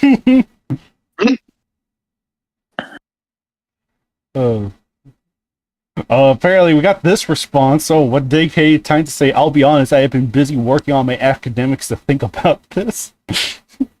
But yeah, I figured yeah, no, I think as we near the bottom is sort of like when Nuki said Nuki and Nuki'd all over the place. Yeah. Oh my gosh. So, or your mom. So also apparently I forgot what I put. I'm sure you had something somewhere. I don't know. But figured yeah, no. All I remember putting was in the survey the thing of like, what would you change for the KWC? And I just put, I am the second in command. I can just tell you directly. I'm the leader. I'm the leader. Oh goodness. Yeah, no. So that was pretty much like this is pretty much like all the results from like a lot of our highlights from the KWC awards and sort of the stuff that we got for you know, the votes that you guys put in, and likewise your like you guys' personal highlights. It's just like, hey, sort of fun to read, sort of a couple of them. Woe Goron be upon ye. Yeah. Woe Goron be upon ye. Oh my goodness. Yeah, when Goron vs. Goron comes out, then it will be upon us. It will truly be upon us then. Hell yeah, brother. Oh my gosh. There's going to be a monster vs. Goron, and we will eventually have to do that. That is correct, Joe. You assume right. So, do we want to talk about the news after at the end of the survey, or just ignore that entirely? After the after the feedback stuff, which is more, the new stuff is part of the feedback stuff. So we're not done. Okay. Yeah, we're not done yet. We're done with the awards. Now it's for the survey. Yeah. Now, we just got. This is literally the last of the awards. Now it's going to be going on to the survey stuff. First, I'm going to go over sort of the stuff. Survey of the awards. Right. So it's just like, yeah, no, I just got one picture and then just a couple of comments based on just based on what we got. So it's like, when it comes to this is from the survey, the feedback survey side. What catches your attention with the KWC match? A good majority of people voted for the combatants. That is definitely sort of like what people look for when it comes to like what a KWC has. It's like, I'd imagine it's like my favorite monster in here, or it's interesting monster, interesting choices, or whatever. Well, yeah, not everyone's going to read every single match, so it's just like, if you're looking for a match to read, you're going to pick the one that has something you like or notice. Of course, yeah, absolutely. Absolutely. That's why, again, it's like I said earlier, 360, I'd like to think a big part of it, winning match of the year, was the quality of the match, but I know that a big part of it was also Monster vs. Mechagodzilla. And his debut, that is correct. So, but otherwise, though, it's... You gotta find the balance. Gotta find the balance. Or sometimes, like... As all things should be. So, but yeah, no, that's without question what people look for the most. But underneath that, we kind of see Banner as a slight, as the second runner-up, with like not much. Like again, majority of people, say the combatants, but there are some people that look for the Banner. Some people look for author creator, and then some people selected other, which was just a cheeky way of voting multiple, but. There is one legitimate one from other that I would like to read off, which is quality. Regardless of what it sets out to do, as long as the match knows what it wants to be and succeeds in being it.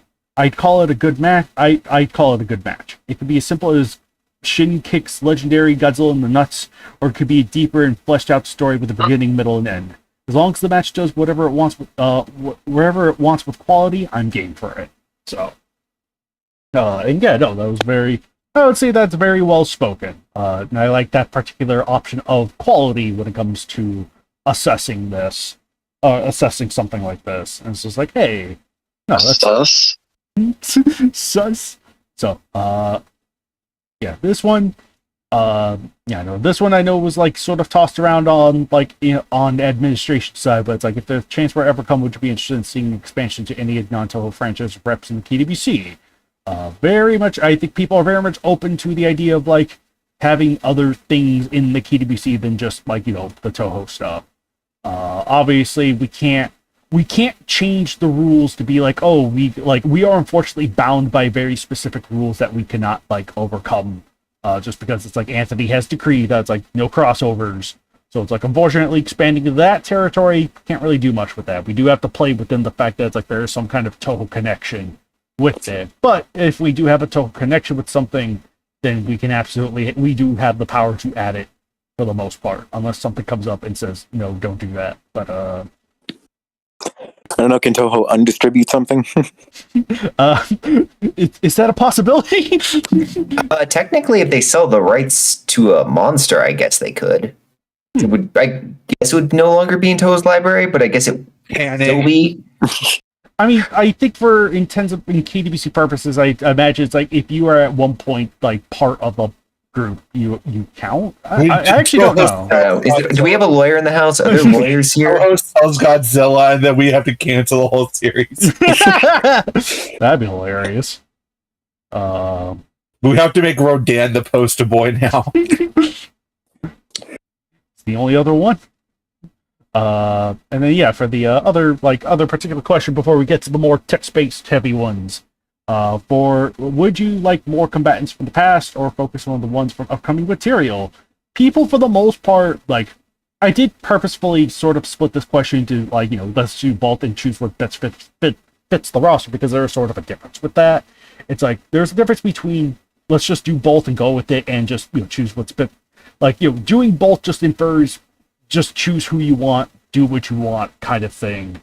Versus choose what best fits the roster, which is like, a little more, I guess, kind of like calculated in a sense. It's sort of like, I guess a little bit more like, it's like, just do what you guys feel best versus... No particular preference. Yeah. Oh, right. So it's like, but I think it's very easy to say that the majority of people are just down for like, past, present, doesn't matter to them. It is just sort of like, bring in something new, bring in something different. Or even bring back old faces, if you will. So it's like, that's always something we can absolutely, like, obviously maybe not now, but something we could definitely look at. So, but that was the sort of like some of the feedback stuff, but we got more feedback stuff when it comes to this kind of thing. And GBR, could you at least take over for a tiny bit when it comes to like the 2 additional questions regarding new feature? Is that you in the Excel right now that I'm seeing? We have an Excel. No. Oh, yeah, let me hop in the Excel real quick. I can do that. I didn't know you were looking at the Excel. Yeah. No, that's how I was reading off some of the stuff. Before you. Okay, give me a second to pull that up, because I will be happy to. Yeah. My mouth needs to rest for a bit. Okay, yeah. You've been talking a whole lot. We've just been like silent because I don't know what to even say. Mouth a lot today, man. Okay. So, what is your personal stance? What is your personal stance when it comes to creativity? Creative liberty. Okay. Yeah, maybe you shouldn't have let JVR cook. No, I can do this. Okay. Yeah, I'm just confused because I was like zoned out. Okay. What is your personal stance when it comes to creative liberties in the KWC? Do you prefer, if we go all out, remix all material in a new light, being primarily traditional, or adhering to the characters to a T? So, yes. There were a lot of answers to this one. Someone just put everything. So someone just put Godzilla.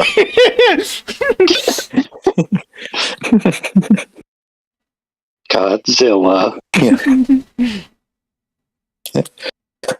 I think to a reasonable degree, creative liberties are welcomed, allow more creativity in stories, but it should never be something out of left field either. Like, say, hey, so Godzilla suddenly transforming into Charles Barkley or something. Yeah, we should do that. Yeah, we got a few people saying go all out. I think the only real aim is for characters to be represented as in character enough, personality, ability wise, outside of any intentional gag entries. Dunno.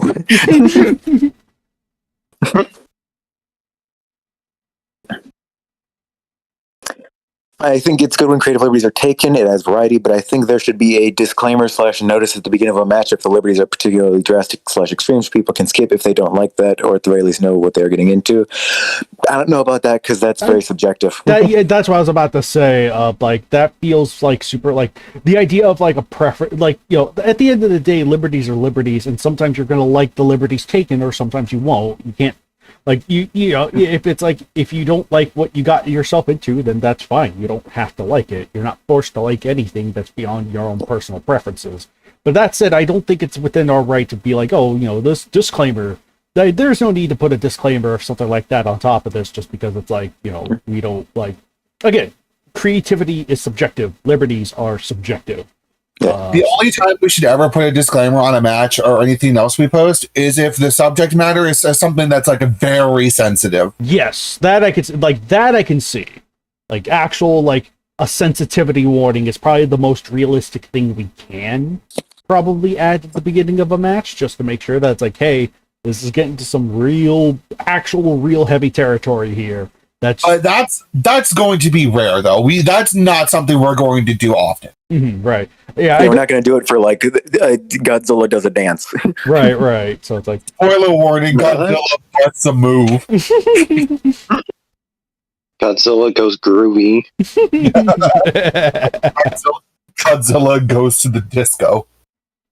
So remix old material for any new light. Do a mix of both old and new. Creative liberties make for more interesting writing because it leads to a wider variety of storytelling and plots. Stay true to the source material, but still manage to find new ways to incorporate new abilities within reason. Traditional, only have characters break out of within their mythos. I believe both stances are valid if done correctly. There was one I noticed that like particularly drew my attention. It was I can't find it right now, but it was pretty much like I don't like it when it goes too close to the movies. Oh yeah, I don't like it when it sticks too close to the movies. It usually just leads to repeating the same scenarios. If it feels in the nature of the character, it should be allowed. The entire point of the KWC is creating new stories, not repeating old ones. No, that's entirely fair and entirely valid. That is, yeah. If it makes the story more interesting, go ahead. Whatever makes for the best fight. As long as the kaiju are in character, are expanded upon, or given new interesting interpretations, the liberties will be ox. I assume that means okay. Okay. Oh yeah. Okay is probably what it means. I say go out and let the creative brain juices run. Adhere the characters to a T. All out. Go all out. Full steam ahead. I wouldn't mind either way. Do what you want. Best. Just the word best. Yes. I see it. Best. Yeah, just adhere to the characters to a T. Remix, but keep it close to canon. Say give Mike Lonnie more explosive napalm blast, but not just like a straight up atomic beam. That makes sense. Yeah. I say we shouldn't stray too far from traditional stances, but some creative liberties that don't seem that much of a stretch should be all right. I don't know. Traditional, a single comma. Oh yeah, there it is. The single comma. He's a very emotional writer. Traditional. Yes. Traditional. I prefer if we stick close to the Conan material. Oh yeah. Conan. The Conan material. This is the Conan the Barbarian War Chronicles now. There's a bit of a He's actually talking about the late night toast. Yeah, my mom went to Conan O'Brien too. It depends on what character you're using, what creative liberty you're taking with it. However, if there's one thing the KWC has taught me, it's that give the writer the right idea, and you can have some of the coolest, most original depictions of kaiju, and by extension, stories. So I will say that I'm at least open to creative liberties on the simplest characters, to say nothing of the ones that literally are walking creative liberties in the flesh, Railway Godzilla, Legendary Mechagodzilla, etc. Makes sense to explore new liberties and possibilities with them. Yeah. So what I'm getting from this is that like most people would say like creative liberties are fine, but like don't go too far unless it like makes sense. Yeah. So for the most part, I'd say probably in line of like remix old material in a new light, perhaps, or like maybe combined with a little bit of all out, just a little bit. Yeah, I think mostly our audience is fine with like stuff that goes off the wall. Yeah. Just as long as it makes sense. Right. So long as it makes sense with the character to do it. Yeah. Which is what we've been doing pretty much. So just like. Yeah, I think it's a case of, you can have like, for instance, a monster turned good, but if like Grand King Ghidorah just comes out of nowhere and takes a bullet for Minya, Yeah, no. Oh, of course. Or again, At the end of the day, a quality match will always be the best. Exactly. yes, that is correct. That is absolutely correct. Yeah. Were you going to say anything else? Yeah, I was also just gonna say too, like as far as that Liberty goes, I imagine people also like stuff like Shin Godzilla's various mutations and whatnot. Sort of like, being able to take that character in a lot of other like weird, wacky directions. Which is like, something I totally get. It's like, obviously, I think, I think what we have for Shin Godzilla will offer more than enough in terms of that material. Like, it's like, oh, there's that. I'm hoping there's that right line between sort of like doing as you want versus like, still doing things that go beyond the original material even. So I think I feel like I found a happy middle ground with that. Hopefully with what we have right now, but that shall be seen for the future for the most part. So, but yeah. Apparently the guy for the next question, the guy that responded with Godzilla also responded with Japan. Yeah, I was about to get to that. What new features do you think can be added to the KWC in the future? Or any significant improvements to the current features? Japan. It's Japan! Just add all of Japan to the KWC. Thank God. More aliens, steel cage matches, realistically better organization. I would love a steel cage match. I don't know what y'all are talking about. Yeah, that'd be cool. I think adding a coming soon section of future kaiju that are confirmed to the KWC can help users plot matches or suggest matches for writers. I'm going to take a guess and say Kaiju X read that one before he made a topic on the forums. I mean, for the most part, that's what the topic on the forums, like, kind of is for the most part. I mean, it's like you would have to look on the forums. It wouldn't be on the main website, but it's like there is a sort of like... True. Yeah, it is He's probably like do it in the FAQ. Yeah, probably more so in the FAQ, but it's like, I don't think that's fully needed. Not for the main KWC page. It's like, no, that practically exists on the forums in terms of like the kaiju that have matches, or that the ones that we have publicly confirmed that it's like these guys will be in. So, okay. An annual poll on particular matchups. Well, have I got this wonderful thing for you called the KWC Awards? Yes. Directory of monsters, characters, aliens, SDF appearances, and cameos, including non-combatants, would be nice. Why would we have a directory of all of that? Yeah, no. Why would we not? Bro. Can't think of anything. All our brains right now can't think of anything. Like adding brand new character. Maybe have more kaiju involved and not make the matches so long at only 500 words or less. So long. Someone literally just went too much story For 500 words. Oh my gosh. It sounds like they're like, yes, 500 word essay, please. No more. Oh More monsters from outside of Toho, like Zeton, Guiron, and Gypsy Danger. Oh. Well, It'd be awesome if we could. But the name of the site's kind of a problem. Yeah, unfortunately. More monsters. More monsters. More monsters. Perhaps adding stats to each monster like the monster analysis articles. These include energy for themes like beam attacks, durability, intelligence, strength, and speed. You mean the character bios that Tom writes up? It hasn't written for. What?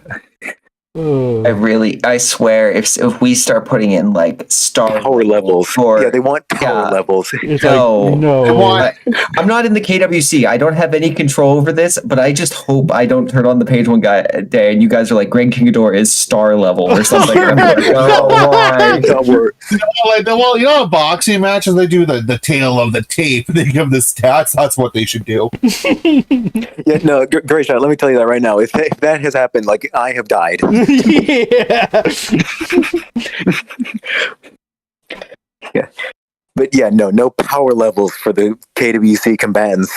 No, because there's no way you can, like, there is no objective measure on how characters compare. There just isn't. Like, how they are written is how they are written. It's far more, like, fun, subjective fighting. It's not an FM, you know? Yeah. It's not a fantasy match situation where it's like, oh, we gotta record the measurements of, like, blah, blah, blah, blah, blah. at the end of the day, it's just like you just gotta write with what We you are feel. not going to calculate the hollow Earth beam. We don't care about that. Right, exactly. We don't really I care care about that stuff, but like I keep it separate from the KWC. Yeah, exactly. Like, you know, It's kind of like a ballpark figure, right? You're not gonna do the exact figures, but you're like, hey, you know, Zilla can blow up the side of a volcano. That's like his high end, whereas like Mitsuno can maybe do this to a planet. That's the high end. No, right, or something like that. Yeah. Yeah, like I consider that stuff when I'm writing matches, but like I'm not going to enforce that on anyone. I'm not going to be like, course. you need to depict Heisei Godzilla at exactly this level of power. All right. At any given moment. if we did that, I don't think like matches like Godzilla versus Gamera would exist. Exactly. No. I just prefer simple, straightforward matches. Kaiju versus Kaiju, nothing else. Too bad. It's fine right now. Good. KWC is fine the way it is. Any changes made wouldn't bother me, just as long as matches keep coming. Hey. I don't think there's too much to improve. Basically, just organize as more matches are made. Yeah, animation if possible. We're trying, man. We're trying. None of us can animate. We're trying other methods. Yeah, Godzilla Ultima versus Godzilla Legendary. That's just there.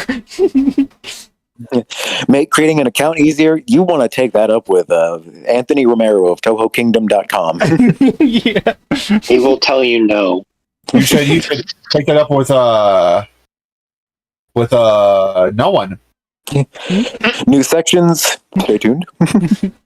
Hey. Choose your own ending. No. No, the choose your own ending is awful for a myriad of reasons. I legitimately do not think that's even possible. Like you gotta have a winner for the end of the If it wasn't for the fact we absolutely require a winner for our dumb stats, then I would probably say go for it.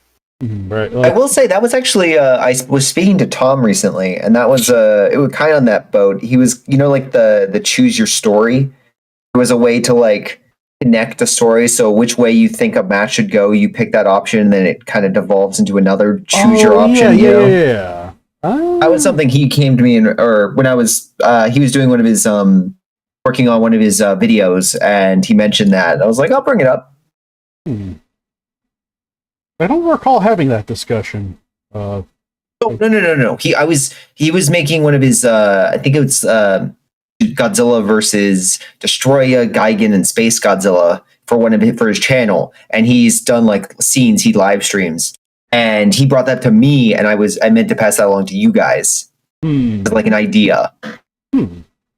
Like, I mean, obviously, I'm not in the KWC. Like, right.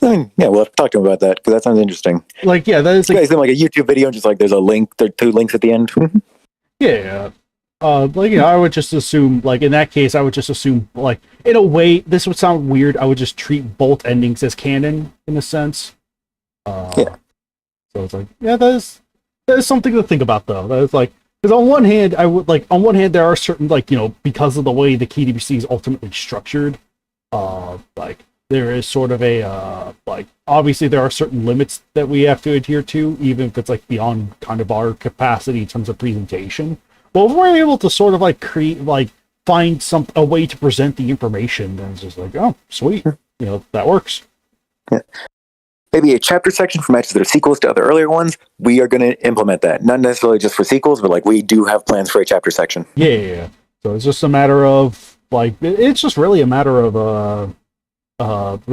just figuring out, like, what suits, like, you know, whatever suits the match, and as long as your submission in particular uses that system. So, because it is possible to have something of a chapter system set up that at least that I see in my mind. Yeah.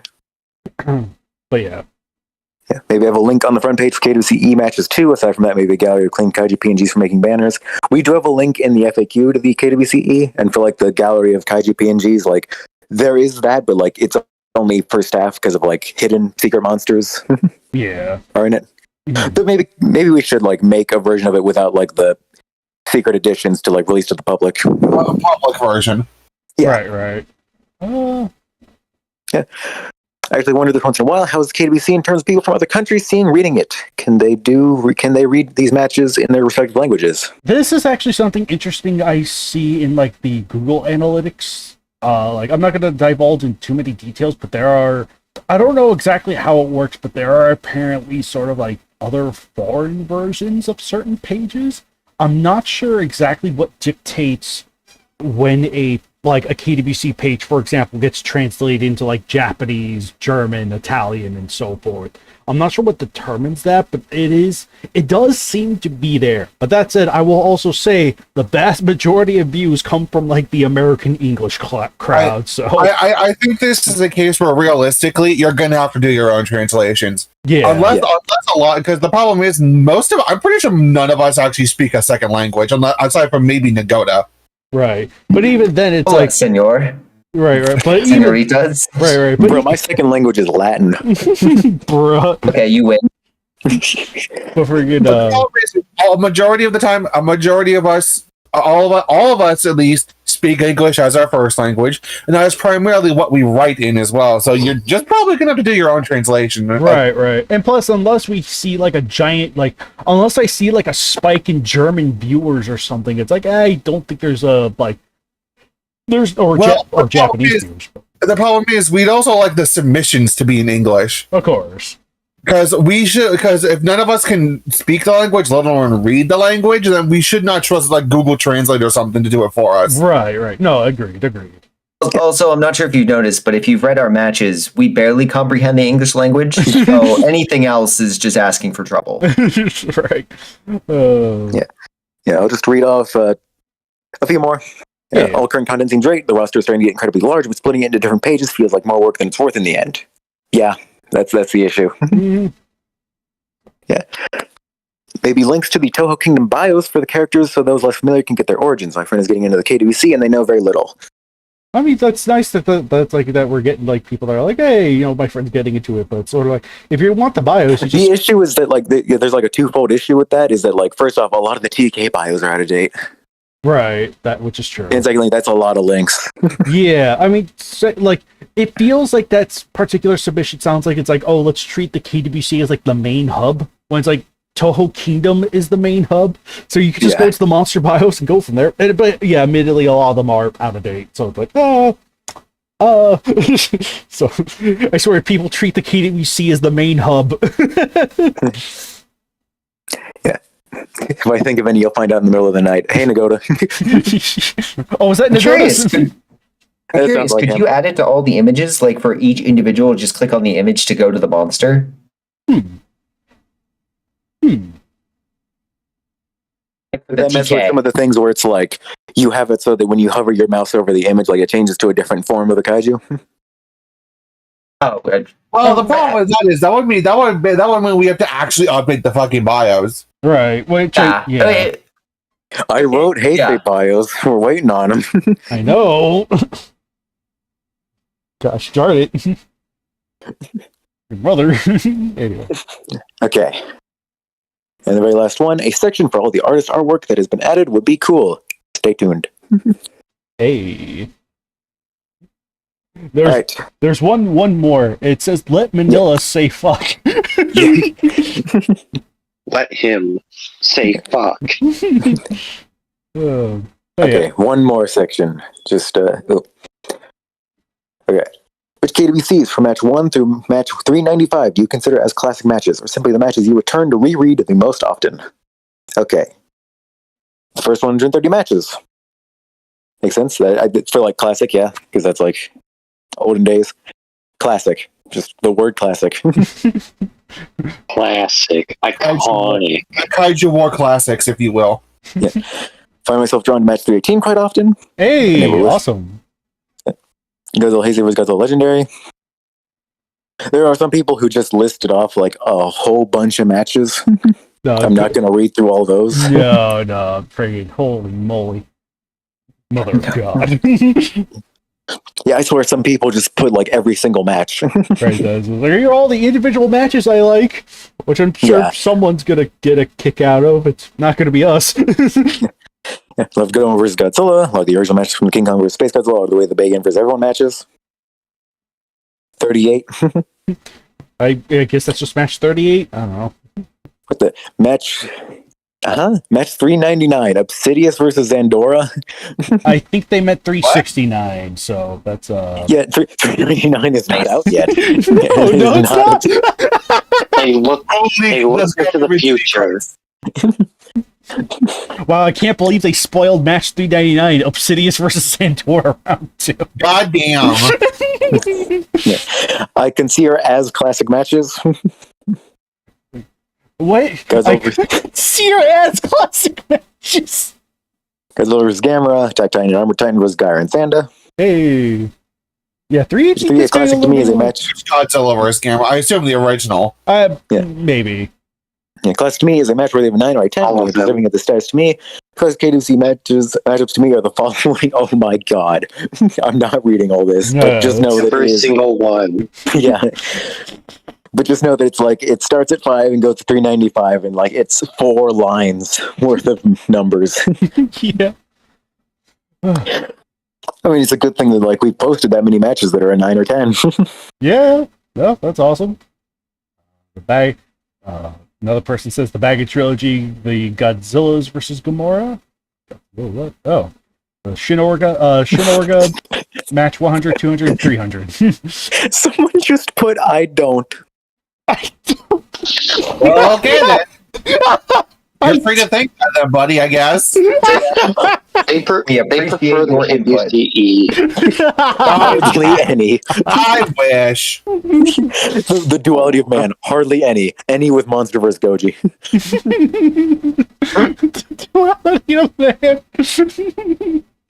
Oh. Leo and Shin vs. Grand King Dora. Frankenstein vs. Showa Godzilla. Match 100. Match 233. Match 253. A whole bunch of stuff. Sucker for Kiryu/Akane interactions.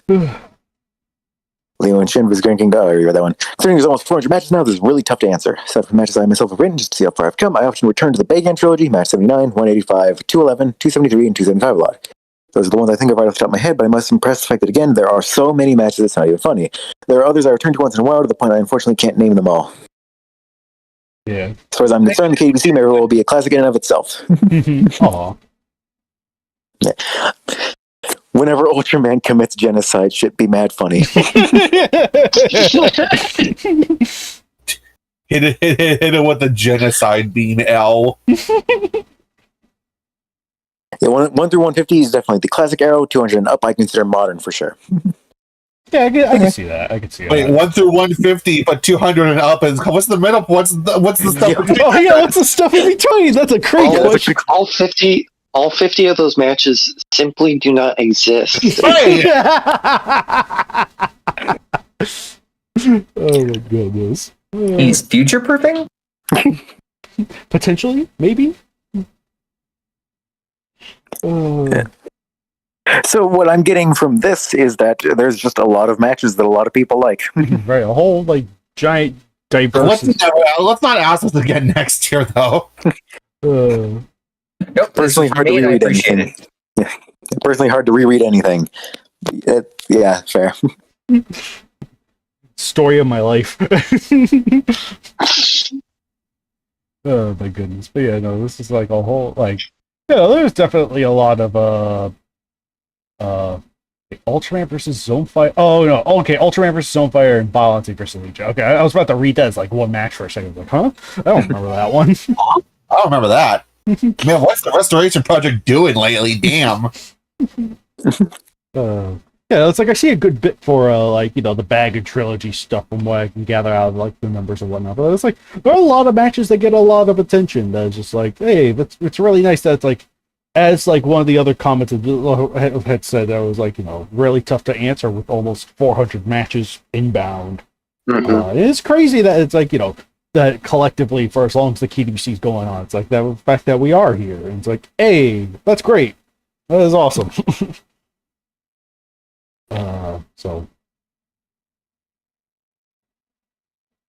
But yeah, very good.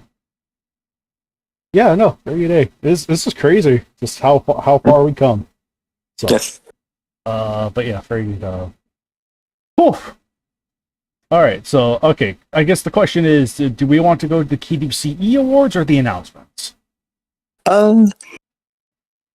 I think we should do the announcements first, and then I'll cover the KWC awards real quick. Okay, Because there's not a whole lot to go over there. Yeah. Okay. So, yeah, no, that definitely was a nice little nice breather there for a second. So, like, yeah, I'm trying to remember anything else that, like, anything else. But for the most part, His jaw is still sore after all that mouth work. cool. It was a good bit of mouth work. But Kaiju, do you know what you say? no. I really hope you had no idea what that meant. Oh no. Yeah. Can't you Gosh. remember the fellatio? He didn't know what that was. Bruh. Bruh. I can't believe he just agreed with me on so fucking funny. But yeah, no, Oh like, yeah, it did a lot of mouth work. Oh, holy shit. curse you, There's no English need to cover the language. announcements, just because like, you've been talking so much anyway. All right, yeah, that's fine, man. That's fine. Yeah, no. Yeah. Okay. In addition to the awards and survey, we revealed at the end of each one some new stuff and also had more announcements at the very end. So I will just quickly go over those. Yes. We revealed a assortment of new combatants that have yet to get matches, but hopefully will soon, especially with them being not public. First one is Mountain Lady from the My Hero Academia series, which is allowed because Toho does like co-produce that anime. Is it co-produce? Wait, which one? My Hero Academia. My Hero. Oh yeah, that was they did. co-produced. Yep. Mhm. Yeah, so that is technically viable. And yeah, like she did well on one of the previous surveys. So yeah, it's a very unique combatant. Look forward to see what happens with that, and it opens up a whole new world. I know there was some like heated discussion in staff about like bringing in My Hero Academia just because of like how much stuff there is in that, and like concerns over like characters like All Might and Deku who are strong enough to just like punch out a kaiju. Mhm. Yeah. But yeah, we ended up deciding that it was fine. Mhm. Right. So yeah, that was definitely what that was tossed back and forth a lot, like in staff. But it was just like, yeah, no. In the end, it was like it won out, and the There interesting. was also a heavy animation bias.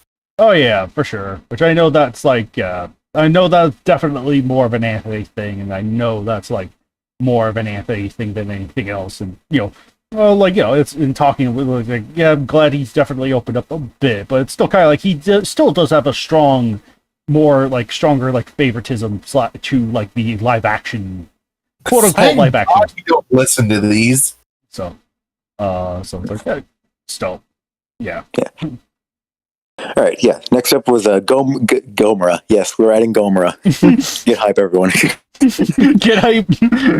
Yeah, Gabora and Naranga from Shin Ultraman. Obviously, like as soon as they were revealed, it was just like immediately we got to get these guys in as soon as the movie drops, and they did not disappoint Oh in the yeah. actual movie. Oh yeah. And No. to those curious about like more reps from Shin Ultraman, not going to say anything, but like they're definitely on the table. Yeah. So do not worry. I'm going to just like, because I want to sort of like divert a bit of time to talk about this because of how the funny story, but like before we get to Daimajin, Gigan from Gigan, Rex, and Miles from the recent short.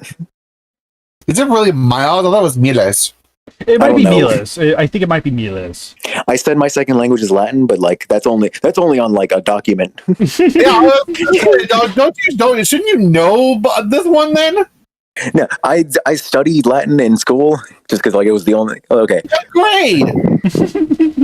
I wasn't graded on it. Oh my god. You just did it. Yeah, no, I don't know Latin because it's a dead language, so I wasn't paying attention for years worth of it. Bruh. Yes, Gigan, Miles, and Rex from the recent short. I know it might be a bit odd to introduce like characters from a online short, but like Rex is so like unique that we pretty much all agree that we need to add him. We try to avoid like recency bias unless it's something like this or Monster of Mechagodzilla. We're just like, oh my god, we need to add it. Yeah. And Yeah, and the last one is Daimajin from Great Yokai Wars Guardians, which Kaiju X almost ruined. Yes. Oh my gosh, that's right. We can tell that story now. Because he watched the movie, and then on that exact same night, pitching it, he went, Daimajin just stands there. Right, because it's like I like to preface that the additional abilities listed for Daimajin are more like, if you see the movie, there are stuff he does visually. Oh, okay, it's much more, how should I put this, visual inference. Sometimes it's never super direct, like the earth splitting thing is more indirect presentation wise, or the explosions. It's really him doing it. Right, Yeah, it's still him doing it. Still him doing it. Yeah. So it's like, I remember I asked him, this was on his birthday, by the way, and I asked him, what does Daimajin do? And he just went, he nothing. stands there. He just stands there. And it took other people watching those parts of the movie to be like, no, he doesn't. He cuts up ghosts. Look at all this crazy shit he does. Oh my gosh. Oh my goodness. Oh, that was free. Oh man. I can't believe it's been 1 year since that happened. Oh my gosh. Oh my god. It's been 1 whole year since he just stands there. Yeah, the fact is, it's just like Kaiju's like, he just stands there, he doesn't do anything. But the Bacon was like, dude, he can attack ghosts. Like, right. Yeah, no. Oh He man. attacks ghosts by standing there. Oh my goodness. Holy moly. Oh, buddy. with when have we rejected famous monsters? When your leader's being an idiot, that's when. Oh my gosh. That's been like the biggest recurring, I want to call it like a recurring gag throughout the whole year behind the scenes. Like Whenever a new combatant is brought up, whenever like a new potential combatant is brought up, it's just been like, what's he do? He just stands there. Oh my gosh. Kaiju X, when we put Daimajin in the KWC, can one of his powers be he stands there? I will remember to include that. You fucking better. The good news too, he stands there in the manga, so it has Yeah. I want to make it clear, like, Kaiju X is a great leader, but like, what's very important is that like this is a communal thing. Yeah. Like, there's all of us working together. Yes, for sure. Oh. Kaiju X is a great guy, but just he doesn't think sometimes. Oh yeah, no, for sure. When have we rejected famous monsters? Well, Oh my gosh. Listen, someone has to have one brain cell every other moment. I'm now gone, so I cannot be that person anymore. So someone has to take up the role. And I'm glad that Kaiju X is channeled me in spirit on occasion. GDR inherited the brain cell. Yeah. Oh my gosh. Yeah. In addition to our 5 new monsters, we have actually brought back 3 from the dead. Frankenstein, Spyler, and Wargulgar. So this was actually a very recent thing. Like just before the awards went up, Kaiju X talked to me about this because he was like, I want to reconsider the whole retirement system. And his initial plan was just unretire everyone.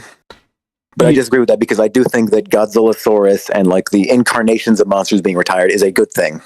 Yeah. But I ended up agreeing with him that we shouldn't retire monsters that are original. Yeah, for sure. I mean, it's I also have a stronger I recognize, even to a degree, I recognize that incarnations can constitute as sort of their own monsters. After all, the incarnations we include, the incarnations we include can technically constitute as because we tend to be careful not to add too many repeats. I would say. So it's so that way, incarnation-wise, we just know to avoid blankety blank blank and go for X, Y, or Z, that kind of thing. So we do try to be tactful and avoid anything repeated, if that makes sense. So it's just So like when it comes to that, it's like I do feel like it makes more sense to discuss. Like even if I do recognize that an incarnation can constitute as an original, like more original monster, it's still like I think an incarnation, at least for me personally, is still a decent enough measuring stick to go off of, just because you can make counter arguments based on the traits of other incarnations. Whereas that's kind of harder for me to do with original monsters specifically, even if similar principles can apply. Original monsters are original. They are more like they should be treated more so as their own things. And yeah. So there's someone speaking in the background as I was talking. I could not tell who. It's your mom. Yeah, I think that's on Joe's end. Oh, okay. Draft actor subs. But yeah, no, that was kind of the Or is big. it on Gray Shot's end? It sounds like it's on multiple people's ends. Everyone having conversations? I think it's a great shot. Bruh. I'm muted. Oh, Ditto's here. Oh. It's Ditto. Oh, hi, Ditto. Oh my goodness. But yeah, it's just sort of like You say hello. He says I mute myself. bro. But for you to, so it's like that is sort of like a big part of like Frankenstein, Spider Walker are ultimately coming back. It's like, hey, this like the multimedia / retirement system should not apply to those of should not apply to those that are more distinctly original. That said, we are keeping Godzilla source out of the fold because it's like that one is just like that one may have been like a too. Godzillasaurus, I have genuinely like dug my heels in on this one. Like, no, we are not adding him back. Yeah. So, Like, I think his inclusion was a mistake, and I think his inclusion goes against the very idea of the Kaiju War Chronicles. so, but yeah, no, it's like, but yeah, very good. He's a dinosaur. But for you to still, He's a dinosaur that literally has a better version that is in the movie. More powers that we use. Oh, I think his name is Godzilla. He's a rare kaiju.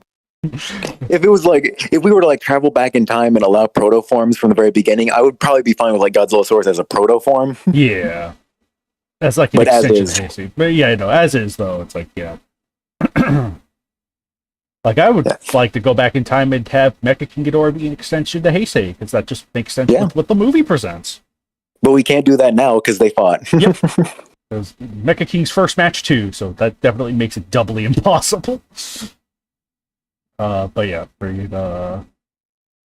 yeah, no, we are just like going to be focusing more on like original monsters for the most part, and if they are incarnations, we'll see how like we kind of weigh how different the incarnation is next to what we have. If we have like plenty enough Godzillas, then I don't think like even if we do recognize something that's like Godzilla Earth or Hanna-Barbera Godzilla are different Godzillas, it's like compared to the bulk of what we have right now, we don't need them, you know. Yeah, because like, well, Hanna-Barbera Godzilla falls in the same niche that Showa fulfills, but better. Yeah, And Earth falls in the same niche that both Shin and Ultima fulfill, but better. yeah, or something like that. So that's it's just like for a new incarnation, it has to fill a different niche. right. Something, a different niche that isn't covered by like the other Godzillas. And if you can make an argument for like your favorite version of Godzilla covering a specific niche that the others cannot, then it's like, then we can. I'd say we be open to the idea at least. And you may say like, Grand King Ghidorah and Monstrous Ghidorah, but like they do fill different niches. It's very similar. They're both like world destroyers from space, but it's like they do Different origins. Yeah, different origins, and like one is like the beam spammy Heisei, and with a whole bunch of like unique weird powers, and the other is a much more like down to earth brawler. Yeah. So those are the kind of things that we try to look at and take into account, especially when it comes to like incarnation. Like, Yeah, it needs to fill a different niche, and it also needs to be like unique in its own right. yeah. Oh, So sorry to interrupt. I gotta check out, but thank you guys for allowing me to join. no problem, man. No problem. So Let's look at the rest. all right. So yeah, those are the kind of things we're going to be looking at moving forward. And then original monsters. While we do try to like filter out like original monsters, it's more so what we bring in is the important part when it comes to like original monsters. It's not. It's also just trying to find that right combination, just sort of like a broad spectrum of creatures, while still not ignoring some of the more obvious ones. So it's like, okay. But yeah, no, for the most part, original monsters are for the most part on the safe side. For the most part. So yeah, and then we're just stingent with incarnations, which yeah, no, yeah, like GVR greatly said, if it fulfills a specific niche that cannot be covered by the others, then we are probably going to be more inclined to go ahead and say, hey, this character gets this, we can include this character or whatever. Yeah. In other news, there was no match request on the survey this year. That was that was a mistake. However, it was a mistake, but there was a reason for that mistake, and it's we're getting kind of burnt out. Yeah, that's definitely hard to Thankfully, staff's kind of running itself ragged a bit, so it's we are going to slow down KWC output to 2 matches a month, except for on events. Yeah, event months will have the traditional 4 or 5 or whatever, but it's regular output will be slowing down just because it's we are definitely a bit burned out, and we just need more time to ourselves. Really, mental health's important, so it's just got to make sure that everything that we're able to keep the energy going, I'd say. But yeah, no, we are definitely on the kind of ragged, burnt out end of the spectrum here. And it's sort of we just need to slow down to take more time for ourselves, and that is ultimately extremely important. So it's just I am kind of grateful for this, because that also means that it's when bitches. But for it's either we're looking at a, generally speaking, what I'm aiming for is every 14th and 18th of each month. 28th. 28th, I'm sorry. See, this is why we need the two system. You were like this before. That is true. Yeah, just KWC submissions will slow down a little bit. Nothing to be concerned about. It's not the end of the world or anything. Just gotta wait a little longer. Matches will still be of the same quality. If anything, probably a bit more, because we'll have more time to work on them and edit them. Yeah, for sure. Yeah. Everything is fine. We just need to slow down a bit. All is well. GVR is a place burns around him. This is fine. So yeah, no, those are sort of the big kind of I'm trying to think of something else too. Trying to think of something more specific. I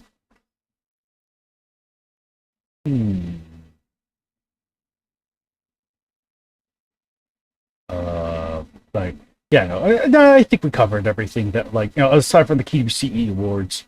But so I'm trying to think more announcement wise. It's in kind of big. Okay, Joe, I have a question. Oh, ditto. What question you got? Are we ever gonna bring back those popularity polls? What was it? It was monsters that. Well, I guess we don't do it anymore. Monsters that should be retired, or which ones did you like the most? Yeah. I mean, I think we should do a which one did you like the most? Yeah, I think we already do that. Or something. But friggin'. Yeah. Just on the roster, who do you like the most? Yeah. It's judging. Yeah, that'd be fun to have. Which monster do you think sucks ass? Yeah. I think we should add Sperm Godzilla. I'm gonna add you to a burning building. I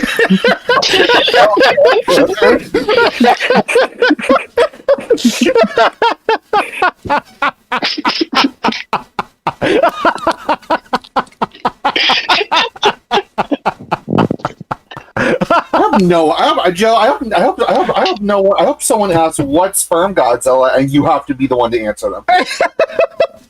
Okay. And everyone in the comments ask what Sperm Godzilla is. I see absolutely no responses to such a thing. They'll be there. They'll be there. It's from some obscure manga. I think it was the Raids Again comic or whatever. I think so. It's Raids Again. They're not me. Hashtag Sperm Godzilla. Let's get it going. Hashtag Sperm Godzilla. Let's get it trending on Twitter, boys. Oh my gosh. You old knuckleheads. Oh my goodness. Kaiju X is you great galoopas. Oh, you sperm Godzillas. Holy crap. Welcome to the episode of the KWCC where I strangle someone live on the internet. Oh my god. Is it true you doo-dooed your pants? I moved. That is true. I will answer the question for him. No, I am laying down and I just like moved, rolled a bit to adjust, and then just He's lying. I believe you.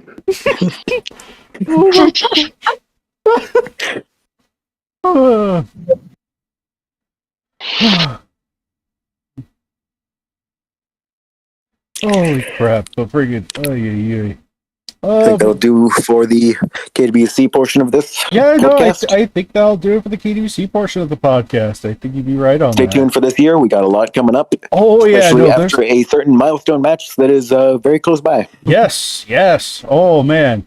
Oh, that's definitely something I'm like definitely like really curious to talk or looking forward to talking about when it gets here. Holy moly. But so yeah, that's exciting. That is exciting. Oh my gosh. Oh, but yeah, no, that's pretty much everything on the KWC portion side of things. So let's go over to KWCE. Hooray! Yes, our awards concluded. Harley, do you want to go over this, or should I? You can do it. Okay. Yeah. So let's really go over it. Like the KWC awards are much like shorter than KWC awards. We don't have nearly as many like entries. Okay. So for the first one, best writer. With the best writer of 2022 KWC 2022. Yeah. You want me to do it then, man? I'll read it for you. No. Best writer was Shin Gojira 14 with 5 votes. Hey, Following up after him, congratulations!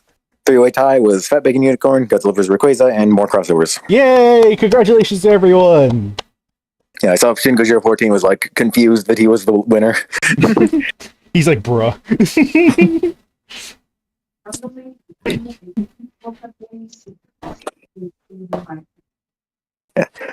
Best match. At number 1, match 86 was Utsuno Ikusagami and Orochi Heisei vs. Godzilla Earth. Hey, What? votes. Oh, shit, we won? Yeah. hell yeah! Fuck. After that was match 87, Godzilla Heisei vs. Bowser with 2 votes. Hey! And after that was a tie between King Ghidorah Legendary vs. Autowin, King Caesar and Gukuru Shiza vs. Beigan, Godzilla 2001, Godzilla Millennium 2002 vs. Grand King Ghidorah, and King Ghidorah Legendary vs. Megiddo. Hey! Congratulations! Yeah. Best usage of Kaiju with number 1 was match 94, King Ghidorah Legendary vs. Magita Woo! with 5 votes. Yeah. Easy there, Tiger. Easy there. Slow down. Kaiju, not Kaiju, Harley, who's the wrestler that does the woo? Ric Flair. Woo! That was what. My shoes, Kaiju X, cost more than your house. I have a Rolex that's more than the server. Yeah. Number 2 tied between Godzilla Heisei vs. Bowser with 2 votes, and Godzilla 2001 versus 2002 Godzilla vs. Grand King Ghidorah with 2 votes. And then following that in third place was King Ghidorah Legendary vs. Alduin, tied with King Caesar and Gukuru versus Beigan with 1 vote. Lots of matches that just got like 1 vote apiece. At least, yeah. Better than the ones that didn't get anything, so. Yeah. Best usage of humans/aliens. Utsuno, Kusami, and Orochi vs. Godzilla Earth with 8 votes. Woo! It was Do not bear in much mind. competition, to be fair. Yeah. Do bear in mind there were only 11 votes. Yeah. Yeah. Astro Megazord and Delta Megazord vs. Space Godzilla took 2nd place with 2 votes, and Sirenhead vs. Jotnar took 3rd place with 1 vote. Hey. Most creative very top, Redman versus Shadow of Red. That one For votes. surprises me. Doesn't surprise me. It was really creative. Kaiju Alex is like, I didn't read that one. Fuck that. Damn. Second place, tie between Mechagodzilla Legendary versus Manda Reiwa versus King Ghidorah Legendary, and King Ghidorah Legendary versus Megiddo, both with 2 votes. Hey. And then third place, 3-way tie, Godzilla Hazley versus Bowser, Sirenhead versus Jotnar, and King Ghidorah Legendary versus Megiddo. Wait, With the King Ghidorah versus Vegeta's in there twice. Why is it in there twice? Oh, shit. Did you mean King Ghidorah Legendary versus Alduin?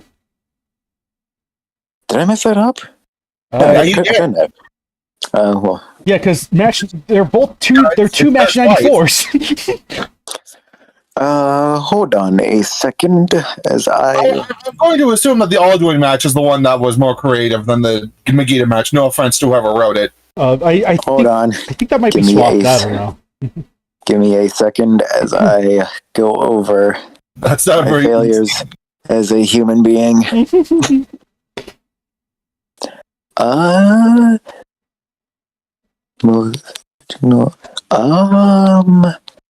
one voted for King Ghidorah Legendary vs. Alduin for most original. Huh. Bruh. That's Do we just delete one of them then? Hold on. I'm trying to figure this out. wait. How the heck did that happen? Let him cook. I'm stupid. Okay. Most creative.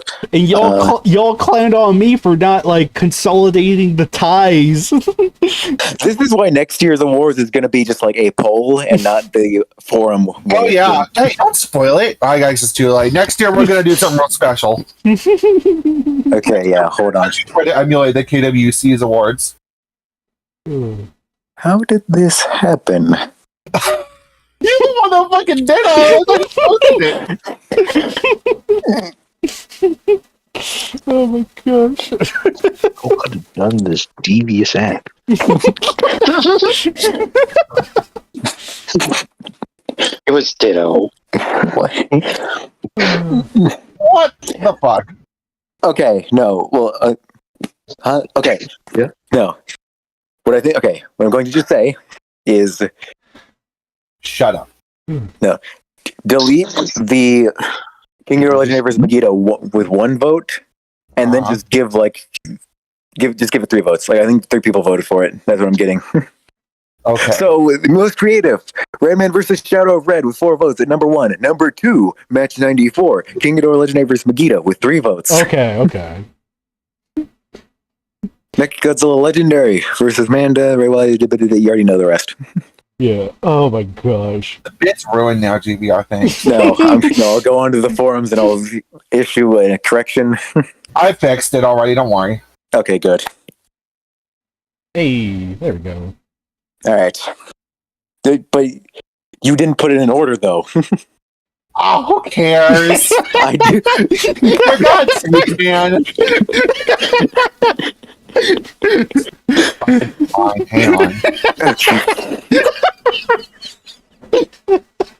Jesus Christ. Picky ass motherfucker. Okay. Well, I ordered this so it's like the winners are in like order. And when they're tied, it's just like order of which match came out first. Yeah. Oh my gosh. I did it. Okay. Now? Yes. Oh, holy crap. Okay. Best story. Probably the most divisive category because match 86 got 3 votes. And it tied with Godzilla Legendary vs. Nemesis at 3 votes. Hey. And That's with awesome. Shadow Red got 2 votes. And then tied for last place is King Ghidorah Legendary vs. Alduin, King Caesar and Goku, Shiza vs. Bagan, and Godzilla 1 and 02 vs. Grand King Ghidorah. Hey. Congratulations to everyone. Oh. I really didn't think that the Red Man versus Shadow of Red match would be the most creative, though. Oh. Oh Lord. Kaiju X is like, yeah, I'd agree if I read it. Yeah, pretty much. I'd agree if I were. Oh, holy moly. Yeah, very happy that match 86 did as well as it did, and same with King Ghidorah vs. Megiddo. Right, for sure. Oh, Lord. Anything else anyone wants to say? Now,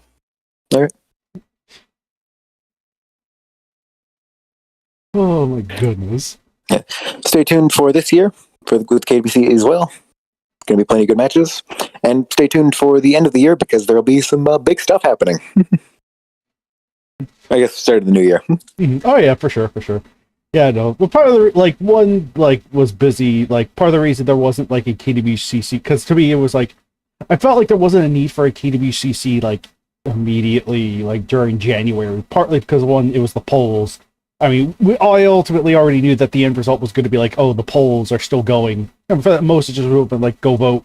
So it was like, going over the stats and stuff is ultimately safe for moments like today. So it was like, just wait for everything to come in and then just kind of go from there. Though I guess there might be some people that might come for, like, might hear about it through us first, but I don't know. Like, I think that's probably seldomly a very, very, very, very small handful of people. So I was like, all right. Yeah. This is going a bit like we're technical type, but I think we should do the next KWCC like after match 400. Yeah. Just so we can like cover a bunch of matches in one sweep and get that covered.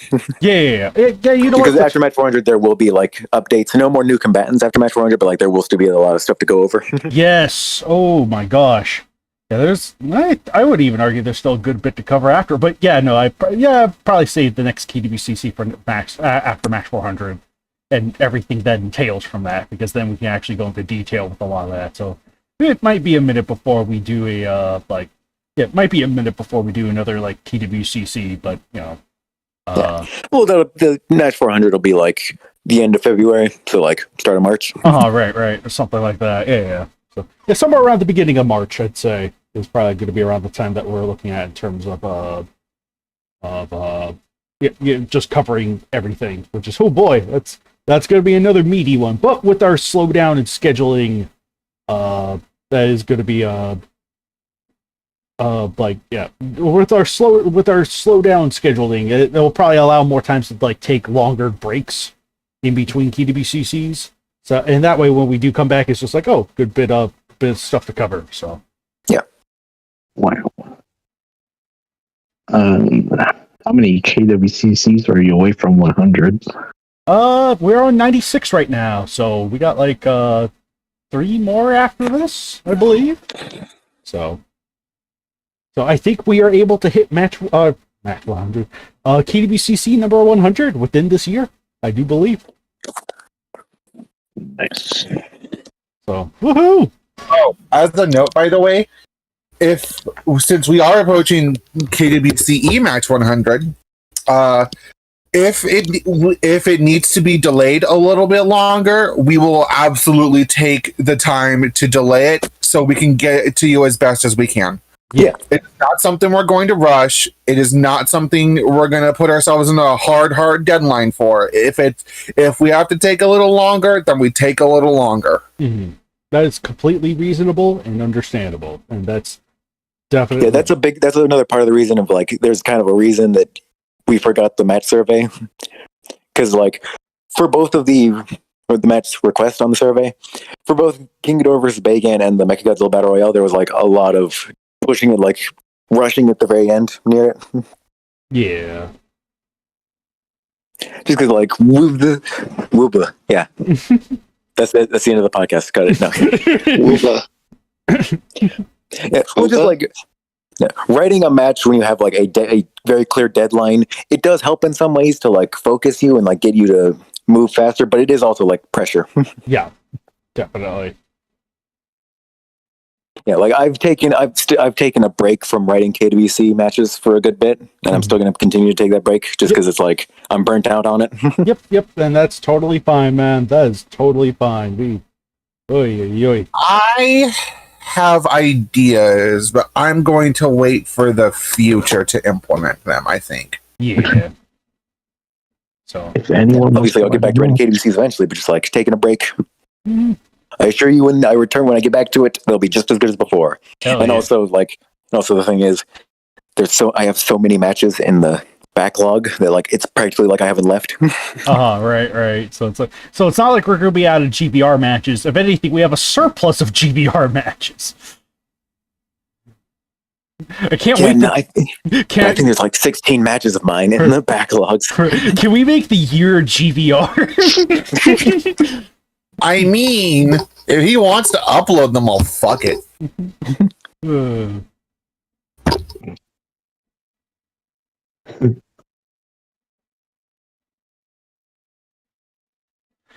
Yeah, no, I'm looking through the thing now, and yeah, I have a few matches coming up this year. yeah. So it's good. Yeah, it's gonna be a minute. I think at least, hopefully, at least one. I think one of mine's also coming up this year. Hopefully. Yeah. Oh, sweet. For the KWCE or the KWC? Oh, nice. I'm at least happy with having at least one match a year at this point. Yeah. Because I already know when my next KWC is. Yay.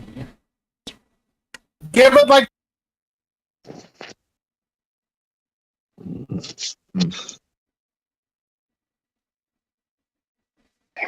But yeah, I think Harley just like cut off there. I don't know what happened to her. Like, bro. Yeah. No, I'm getting dressed for work. Oh, okay. Yeah. But yeah, if y'all want to hear that, you gotta pay me. We're gonna start the KWC OnlyFans. Oh my gosh. Oh my goodness. Holy moly. My goodness gracious. Oh, Ditto's like, oh hell yeah, brother, sign me up. Yeah, bro. Hulk Hogan. Oh, brother, sign me up for that OnlyFans, dude. I gotta see what my daughter Brooke's doing online. Oh my gosh. Goodness me. But yeah, pretty. Yeah, no. Big things coming up. Stay tuned, y'all. Yes, no, absolutely. Big things coming up. I think we'll probably. I know it sounds like you KWC leaders are respectively stupid, dead tired, and also stupid. That may be true, but things are coming. Yes. We are hard at work and stupid. It's not that exciting. Yeah, no, there's a lot of exciting things inbound, so it's just like look forward to that as they come along, because I think it's gonna be well worth the hype. Yep, just keep sending in your matches. Keep reading. Yeah. Just keep doing what you're doing, you mindless sheep. That's it. Keep reading. Harley, we're not supposed to insult our audience. Our stupid audience. Our dumb, pitiful excuse of an audience. Those guys rule. No, we're happy for everyone. We're happy that very happy with our community. On a more serious note, we thank everyone for being a part of such a wonderful community and everyone being participating and all that jazz. Woo! Yeah! Oh, Rick Blair, Jesus Christ! He's like the KWC. I'm only gonna retire when I die. That's pretty much me. Yeah, no, I look at other fan communities and I see like the drama they get into, and like I see other kaiju communities and how bad they get, and it's just like I'm happy with what we got. Hey, that's awesome. Unless you're on the forums. No, I mean, TK's forums are a very mixed bag. That's a biased answer, you know. We have great people on the forums. Most of the bad people on TK's forums are not part of the KWC, so True. Thank God.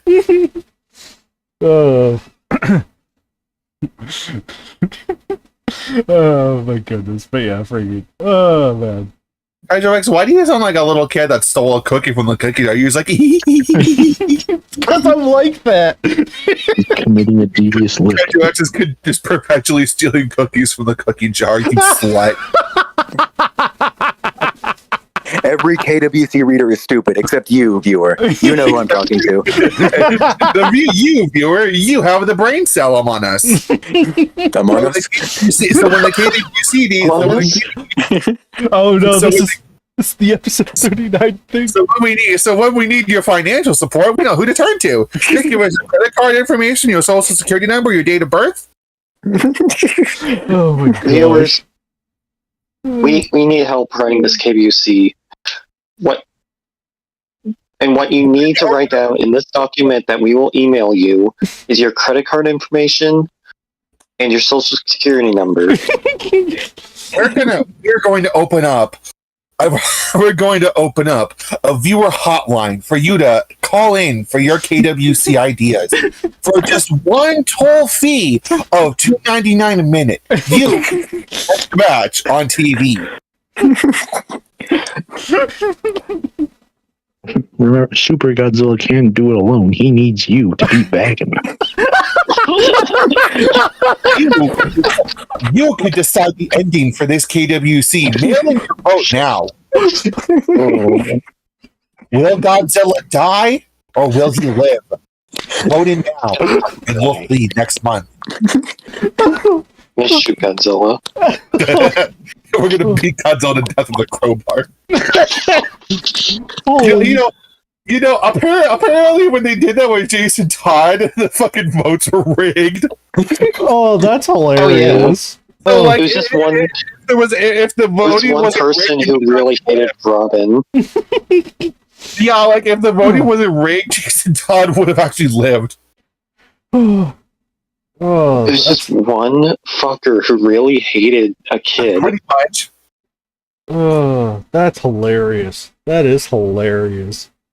Oh, but yeah, no. Do we have anything else to go over? I feel like we went over everything that we needed to, really. Feedback. Feedback? If match 400 doesn't get 4 million views, I'm gonna shoot Godzilla. We're going to do a 400 special for match 400 if it gets to that many likes, group. Hooray! GVR is going to eat hot sauce. Kaiju X is going to dress in a maid outfit. It's going to be a banger. I do like spicy food. Aha! See? Okay, Kaiju X, pony up for the dress. Okay. No, no one wants to see that. Oh, I kind of do. I kind of do. I kind of want to call mine. I kind of do. I want to see if I'll actually do it. Oh my goodness. Yeah, would you do it, Kaiju X? Hmm. I really want to know. It would have to be something special for me to do that. Oh my goodness. When we reach match 400 for the committee reads, we're all gonna wear maid outfits. It's gonna be audio only, but it'll be implied.